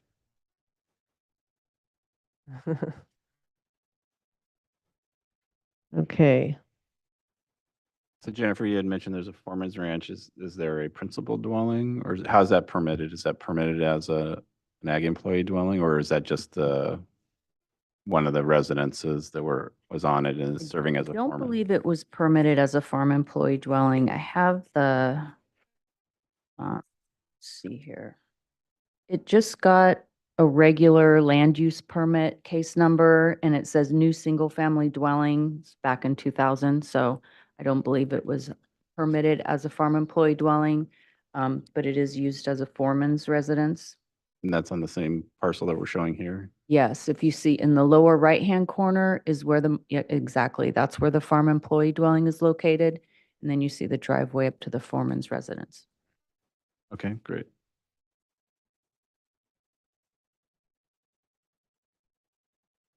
I don't either. I think it's worth mentioning and thank you, Jennifer, for pointing out that multiple legal parcels are part of this contract. So we are basically looking at the entire contract with all the parcels together for consistency. Right. We're not looking at parcel validity or anything like that. No. Okay. Anything else to be added from the applicant or your representative here, Jennifer? No, we just have Ms. Epperson here, who represents the owner, if Okay. you had any questions for her. Okay, thank you. And also for the record, for the planning department, as far as the permitting issuing, they should also look at the legal parcel that I believe this is, has a certificate of compliance, so. Okay. All right. Before we make any motion, just anyone here today who'd like to make a comment on this item? Chair Stark, we do not have any public comment. Okay, very good. Close public comment. I just have a general question of interest. So Yes. what varietals of avocado do you grow? Us, okay. Well, yeah, we see a lot of those gem people coming in, but great. Oh. Okay. Water, right? Okay, so we'll make a motion that the committee find the request for ag employee dwelling consistent with the uniform rules, and that contract 98 AP010 meets ongoing eligibility requirements. I'll second. So we'll do roll call. Stephanie Stark, Aye. David Lackey, Aye. Alex, Aye. and then vote carries 3-0. Okay, very good. Thank you very much for coming Thank you. today. All right. That concludes item number 7, taking us to item number 8, which is the Tompkins Ranch Ag Preserve contract. And this is for the removal of one parcel that is been included in the review of this contract occurred at 70 AP 062 for the record. And it's request of Nick Tompkins. And this is for a multi-parcel contract. And it was considered by the committee on December 12, 2024. And at that time, I guess subsequent to that, the planning department identified an issue. And so they were trying to address that today. I don't know if, I believe David Lackey, our planning development representative, might have some Yeah, maybe. background I'm not information sure. on this. Adam Ortiz, the planner, if he's on, Okay. he might be able to characterize it Yeah. succinctly. Okay. Hey, good morning, APAC. This Good morning, is Adam. Hey, good morning. Adam from B&D. Yeah, we, like what Chair said, we took, APAC approved this, or found, I'm sorry, they found the replacement contract consistent with the uniform rules back in December of last year. Mhm. When we were drafting the BAL, we noticed that parcel number 19 there, which is the smallest of the 4 included, was zoned highway commercial CH. We consulted with Mr. Lackey on this, and we didn't believe it would be just from its zone designation itself. We didn't think that it would be eligible to be under contract. And so we're just bringing this back to you. The applicant, Mr. Tompkins, wasn't available today, but he is in support of removing this parcel if it's going to be an issue and if it can't be included in the contract. We did some digging in the just history of the original contract, and at one time this property was considered to be in the original contract, but for whatever reason, just from the records that we have, it was never included in the original contract anyway. So we just wanted to bring this back to APAC for discussion, and hopefully, the remaining parcels can be found consistent with uniform rules, but haven't run into this issue too much. There's very little parcels that are zoned commercial highway. So this one just seemed to fall under the radar from multiple hands on our end. So we just want to bring this to you for further discussion and to get any insight on how to move forward. Thank you, Adam, and thank you to the planning department for bringing this to our attention. It looks like a cleanup item we need to address. So what I'm trying to think of how to move forward with this. Is it currently under contract? It's not currently under contract. It was just an administrative mistake on our committee's part. Right. Yeah, Okay. Madam Chair, I think a simple way, my understanding is that, and this was related to the whole Tompkins and the Chevron property. Yes. And so we went through and the recommendation was to non-renew the Chevron parcel, and then all of the parcels related to, or assessor parcels remaining to Mr. Tompkins. In the original contract, they were getting a replacement contract. When we described those remaining parcels that were going to get the contract, we included this parcel 19 erroneously. And so parcel 19 is not under contract. But when planning department was processing the application for the replacement contract, it identified that to be included, but it has the highway commercial designation. So we felt that the best cleanup way was to come back to confirm that it wasn't it was an APAC's intention that the replacement contract include this parcel 19 because it was never included as part of the original contract. Yes, and I can confirm that. I'm just looking at the email. Our communication with planning included that parcel 19. So the question here would, and maybe for the county council, would this be allowed to go as an administrative, basically to re-record the correction of the contract because without going back through the approval process, since it was a clerical error. I believe so. David, you said it was never under contract and then just got lumped in erroneously. And then, yeah, you can all vote to remove it from that and make the correction. Okay. So then in that case, my office would prepare a correct legal description and forward that to the planning. Yeah, I think that would be correct. Do Yes, we I need believe to that's take any motion today? I would take a motion. Yeah, to clarify for the record? Yeah. Okay. See if there's any public comment, then. Yeah. Anyone here today who'd like to speak on this item? We do not have any public comment. Okay, very good.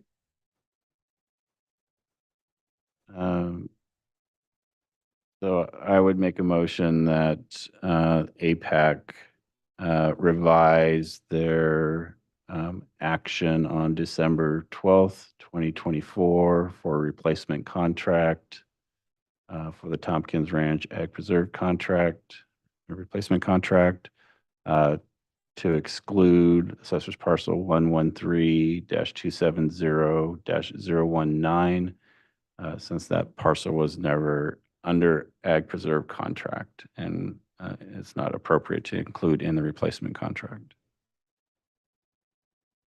Second that motion?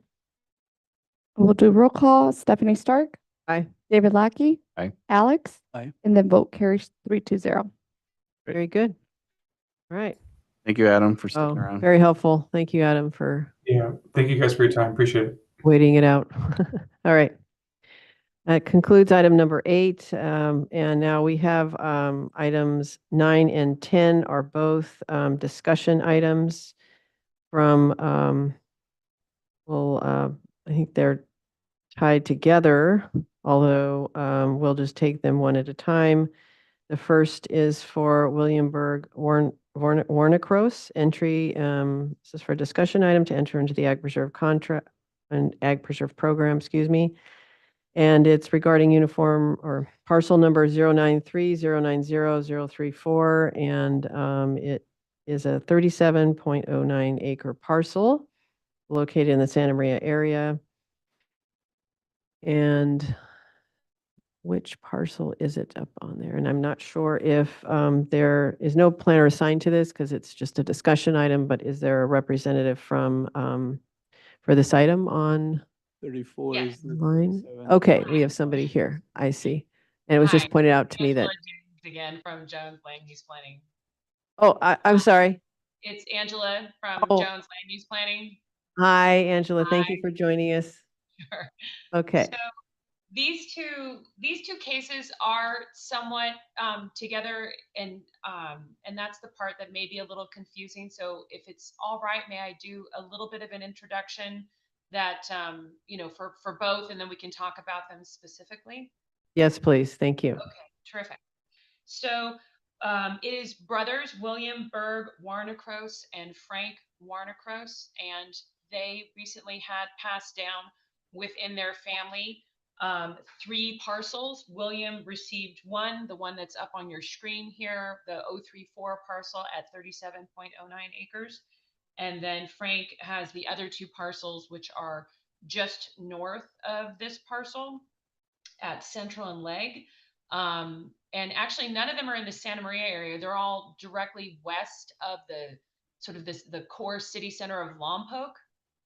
So, between city of Lompoc and the ocean is where they all are. And, if you've got it available, on PhotoMapper, you can see they're surrounded by all ag production row crop parcels.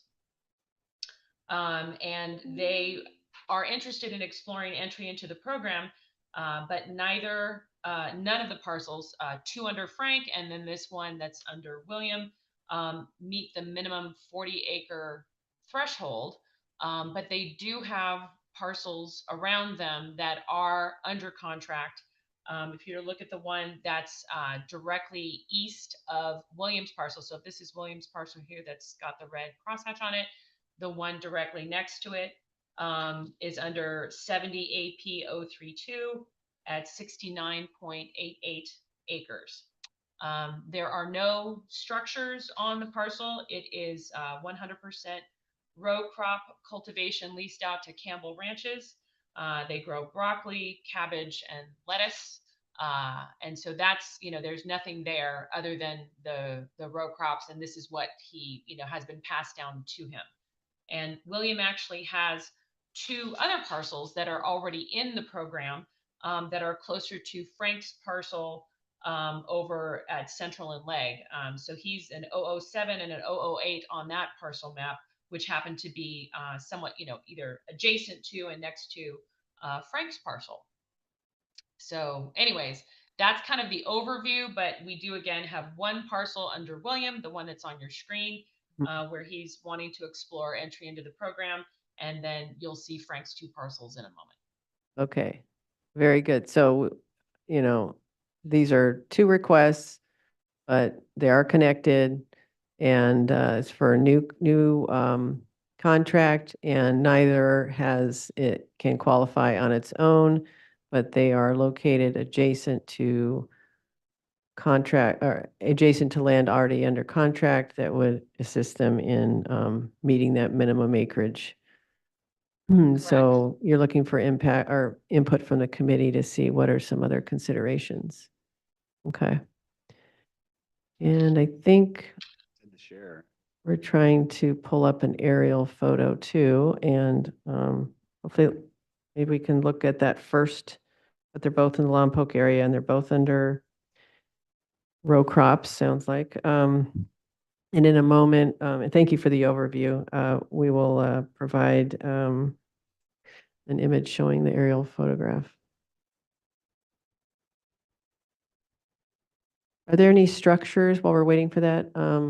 Angela, are there any? Yeah, No. actually, none of the 3 parcels. Frank's 2 over at Central and Williams is the one on the screen. There are no structures.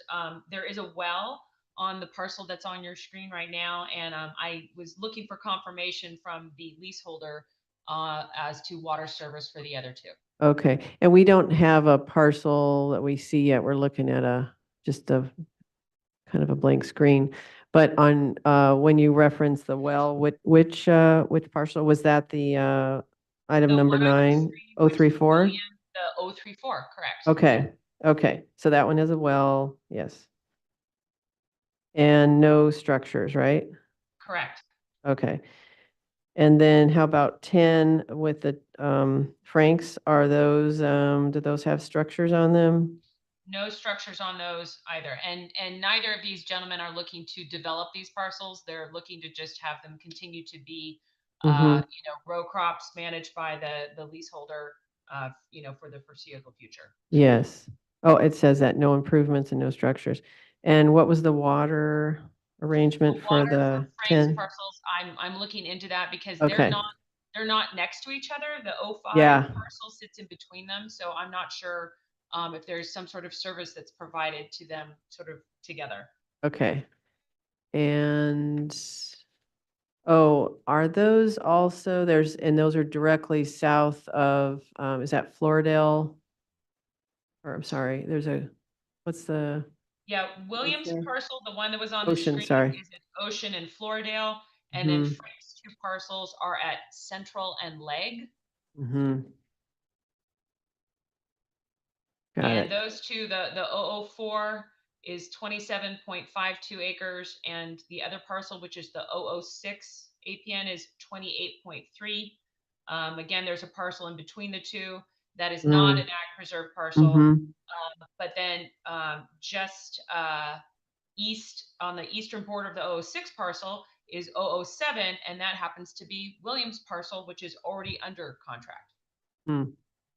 And that And- parcel is, what is that one? I don't remember what that one was. And I'm just kind of curious, this question for committee members who might, who've been on this committee longer than I, but when you have a situation where parcel is going to try and qualify with adjacent parcel, is there a need to identify which parcel they're being used to qualify for?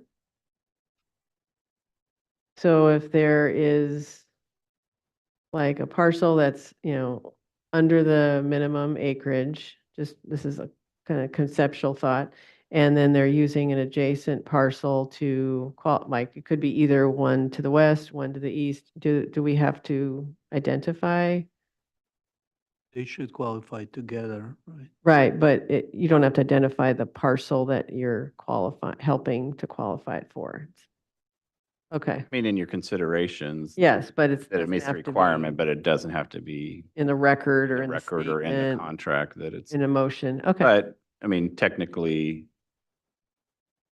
it's contingent upon that adjacent mm-hmm, still staying in the uniform rules. yeah, of course. Just like the Mm-hmm, prime, because. yeah, um, okay. Yeah, I mean, and just to get to the point, so our qualifications for prime land, rule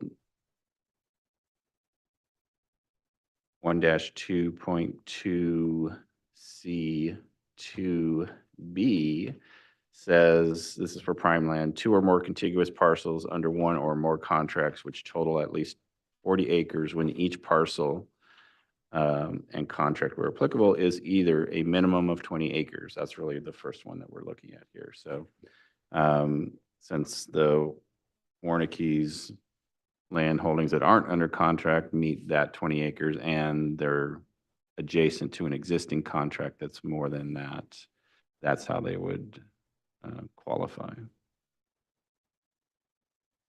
And I think we were looking at these yesterday, the ones that are farther to the north.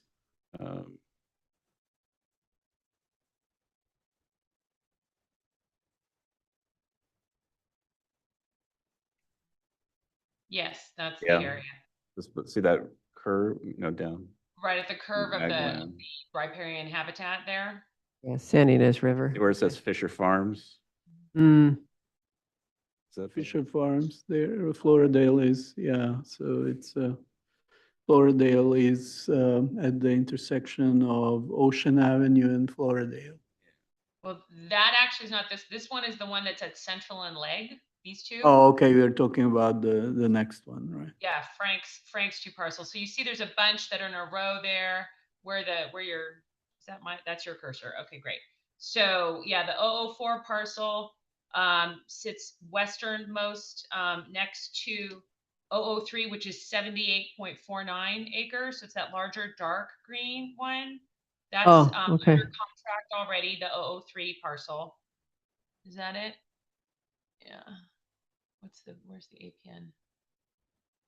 Yes, 003, perfect. Okay, so that's 78.49 acres. It's under 70 AP 001. And then 04 is next to it. So, yep, and that's Frank's parcel at 27.52. And then you have a central part, that middle one, the next one over, is not part of this discussion. That is not part of what we're asking for. And then, yes, this is the 006 parcel, and that's 28.3 acres. And then the one next to it, 007, is William Warnicrose's, his brother's parcel, and that's under 69 AP 040B. Angela, can you see our aerial photo? I'm just seeing one, Yes. we can't see it here, but they can see it. So they can see my screen. Yeah. I can see whoever has this on the screen. That's Oh, okay, so we're looking at different aerial photos right now then. Yeah. The committee I and don't know why. Angela, we don't know why, but Angela, you're looking at one aerial photo and the committee's looking at another. Oh, I'm sorry. Sure. That's frustrating. Yeah, But I mean, maybe you can bring up just the assessor's Yeah. parcel map mm-hmm, and we can kind of mimic that. yeah, As part of the packages that I submitted with Teresa, we've got the Right. APN map pages. Right. Yeah, So she's that one is. pulling that one up so right that, there. Parcel 7, 8. Yeah, 7 and 8 are both owned by William, actually, Mhm. and are under contract. And those two The together one are immediately to the west is not, so that's parcel 6. Mhm. correct.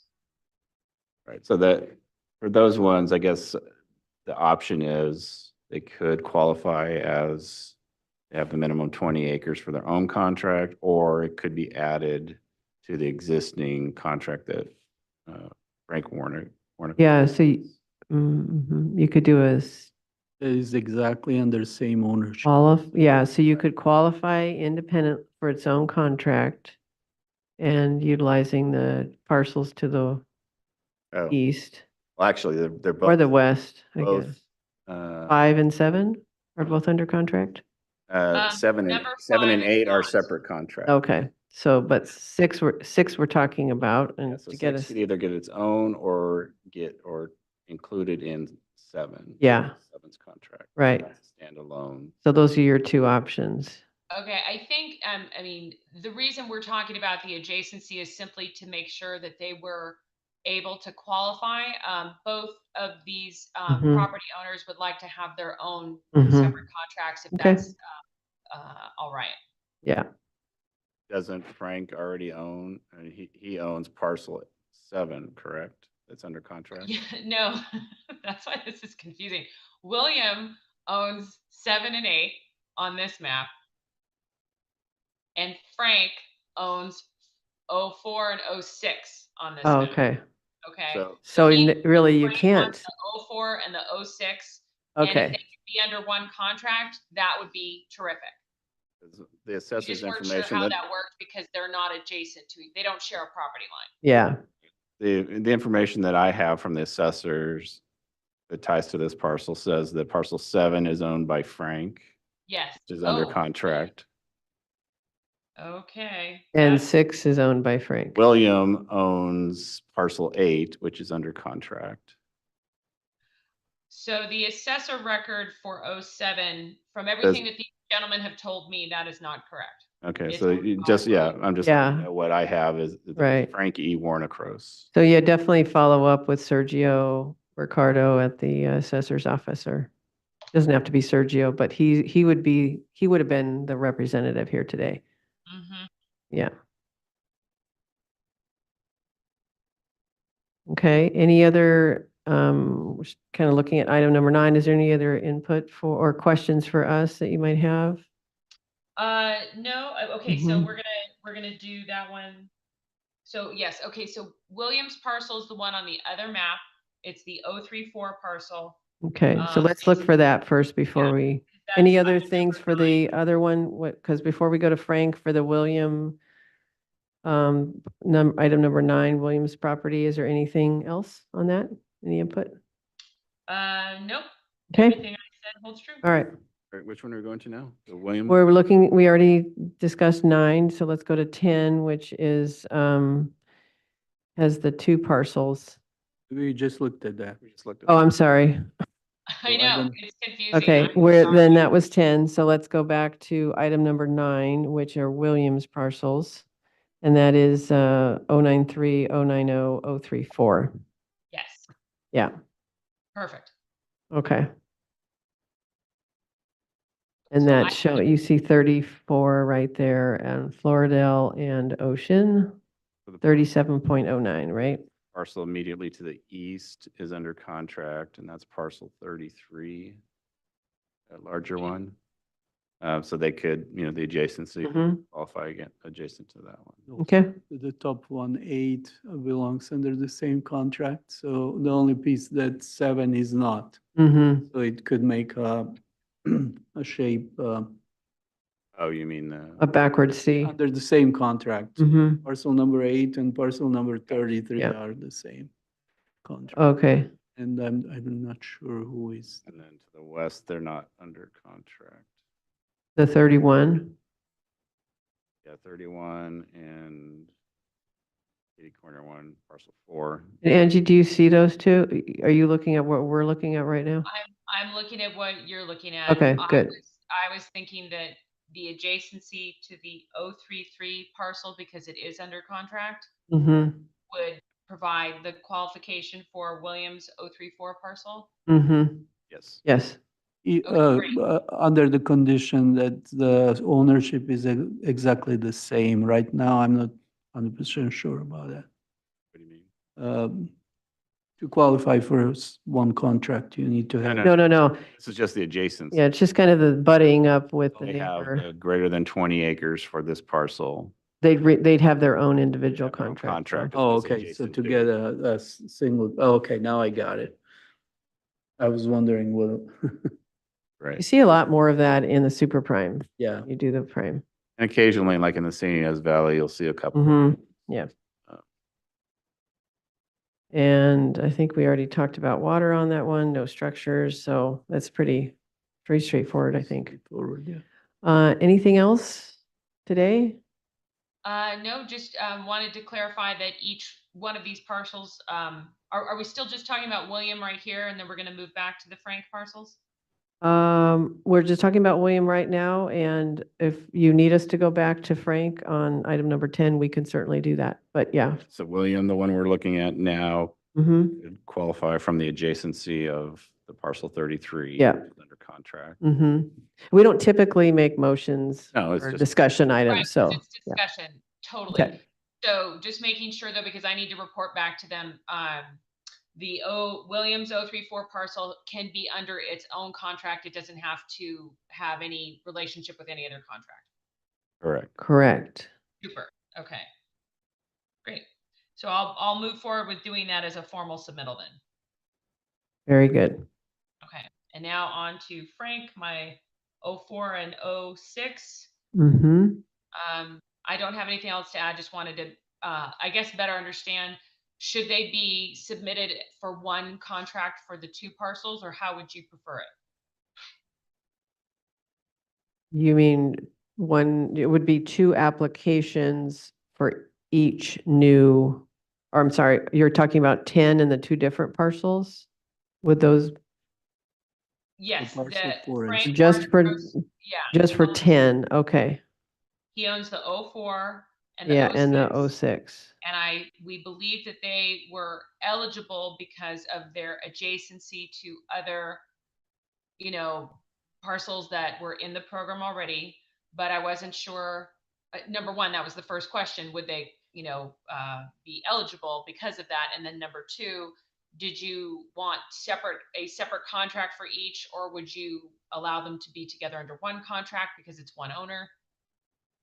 Separate contracts because of being separated. 04 certainly needs to be a separate contract Okay, because that would qualify adjacency to a different owner. got it. That's the parcel to the west. Yes. For parcel 6, and again, that was the issue that you need to clarify with the assessor, because I have parcel 7 as being under Frank Warnacros. Yes, I need to get them to so- sort that out. Yeah. Right. So so the option is still available either way. So for parcel 6, they could either qualify as their own contract. It'd be adjacent to parcel 7, which is under contract. Mm-hmm. Or if, in fact, parcel 7 is owned by Frank, then Frank can add that to the existing contract. Got it. But it would still be Perfect. essentially the same. It would be a replacement contract for that original contract because you're changing the boundaries to expand it. Yes, I understand. Okay. This is great news. Thank you. All right. Very good. All right. I'm Thank you. glad very much. you got what you needed. And again, if you need to follow up with Sergio, he'd be a good person to talk with. And if you need that contact information, I believe Teresa can get that to you. No, I've been in touch with Sergio. Thank you. I'll just get Okay, this very good. clarified. Yeah. Right. Let's see. So that concludes our last item, items 9 and 10, which were discussion items. And the next item on here are reports of committee members. I have one item, but I don't know if anybody else does. Okay, so just wanted to report back to the committee, the Williamson Act project project that we were working on that presented to the Board of Supervisors on July 10th or June 10th. We completed that and we had it was about 15-minute presentation and quite a few questions from the board, I think. And it was very nice to have representatives from the Planning Development Department. And I know we also had the assessor's office had a representative there as well, which was very helpful. And perhaps somebody from Surveyor was online. I didn't see everybody who was there. Yeah, I was watching online, and the Public Works Director was out of town. So there was Public Works representative in the board meeting, but I assumed I shouldn't be in the room Yeah, because of the forum. yeah, and we actually addressed that. It was a little confusing later on, but just for the clarification, there is an exemption in the Brown Act for allowance of committee members if it's just to discuss that very specific agendized item. No other business can be talked about. So that, Did not yes, know about that. there was a last minute email. Thank you, Teresa. I for did see coordinating that later, yeah.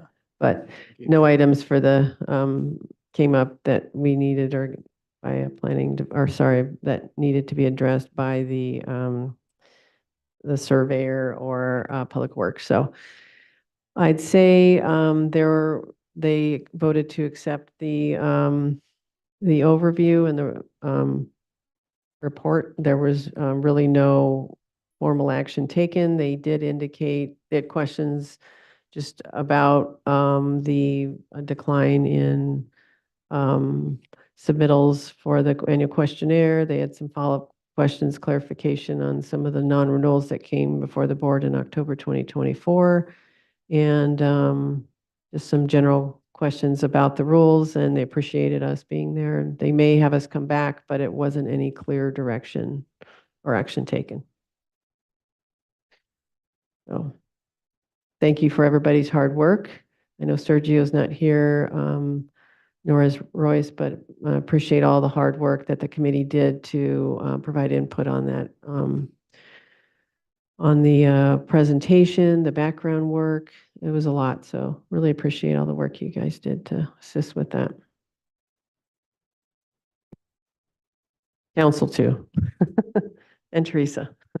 Yeah, and I want to thank both the chair and Sergio for their work on pulling that together. And the rest of the committee kind of supported it, but you guys did a lot of the legwork, obviously, and a very good presentation by the chair. Yeah,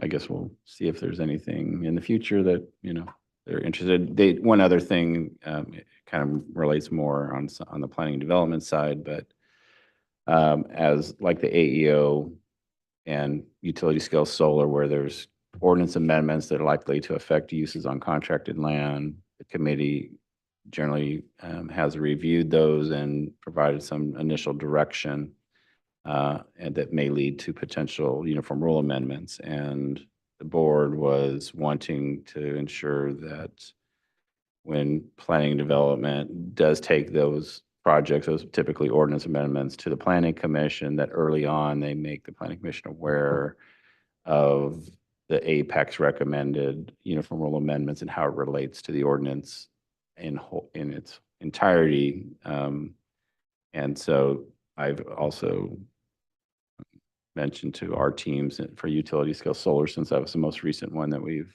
given some recommendations on the EIR alternatives, that and they will be providing that information once they plan to go to the planning commission later this fall, to early on. So Good to know. I was going to ask, where is that in the process? So it's about to release the EIR sometime this summer, I think. okay. Very good. Thank you for that overview, David. Okay, with that, Thank you, Madam Chair, for presenting. oh, you're welcome. Thank you. Yeah, it looked pretty good, actually. Good. Thank you for all the help with the talking points. All right, so that concludes committee reports, and I think, one more item.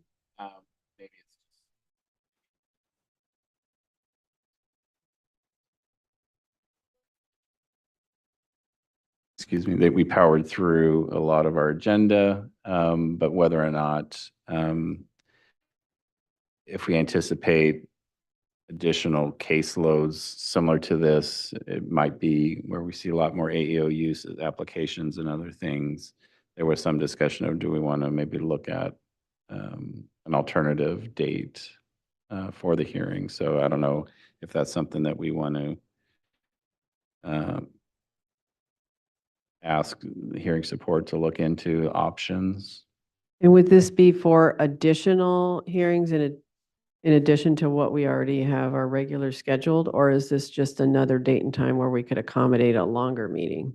So I could do research on both, or we could also set a limit of how many items you want on the agenda. That's another way we could go about it also. Mhm. And then whatever comes after is just like moving on to the next month. Mm-hmm.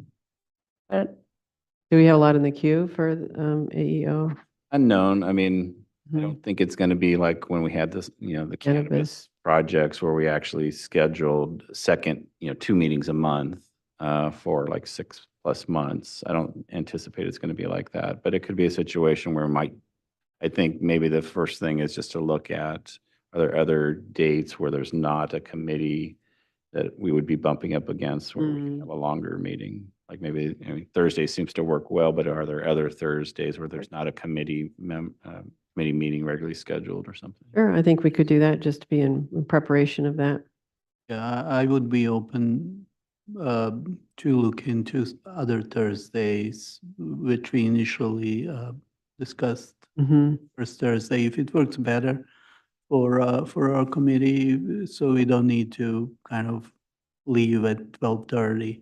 Yeah, and we also don't have Sergio here or Royce, who might also have. Yeah, we probably should wait Constraints. until everybody is here. some. I could bring some different Yeah.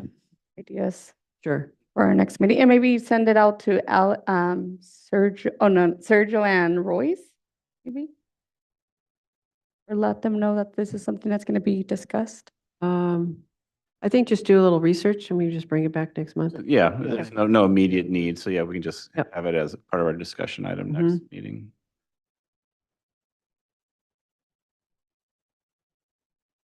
Okay, Okay, not that one. okay, thank you.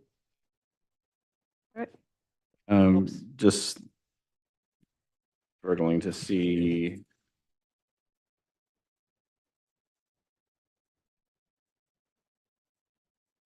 You got the agenda report?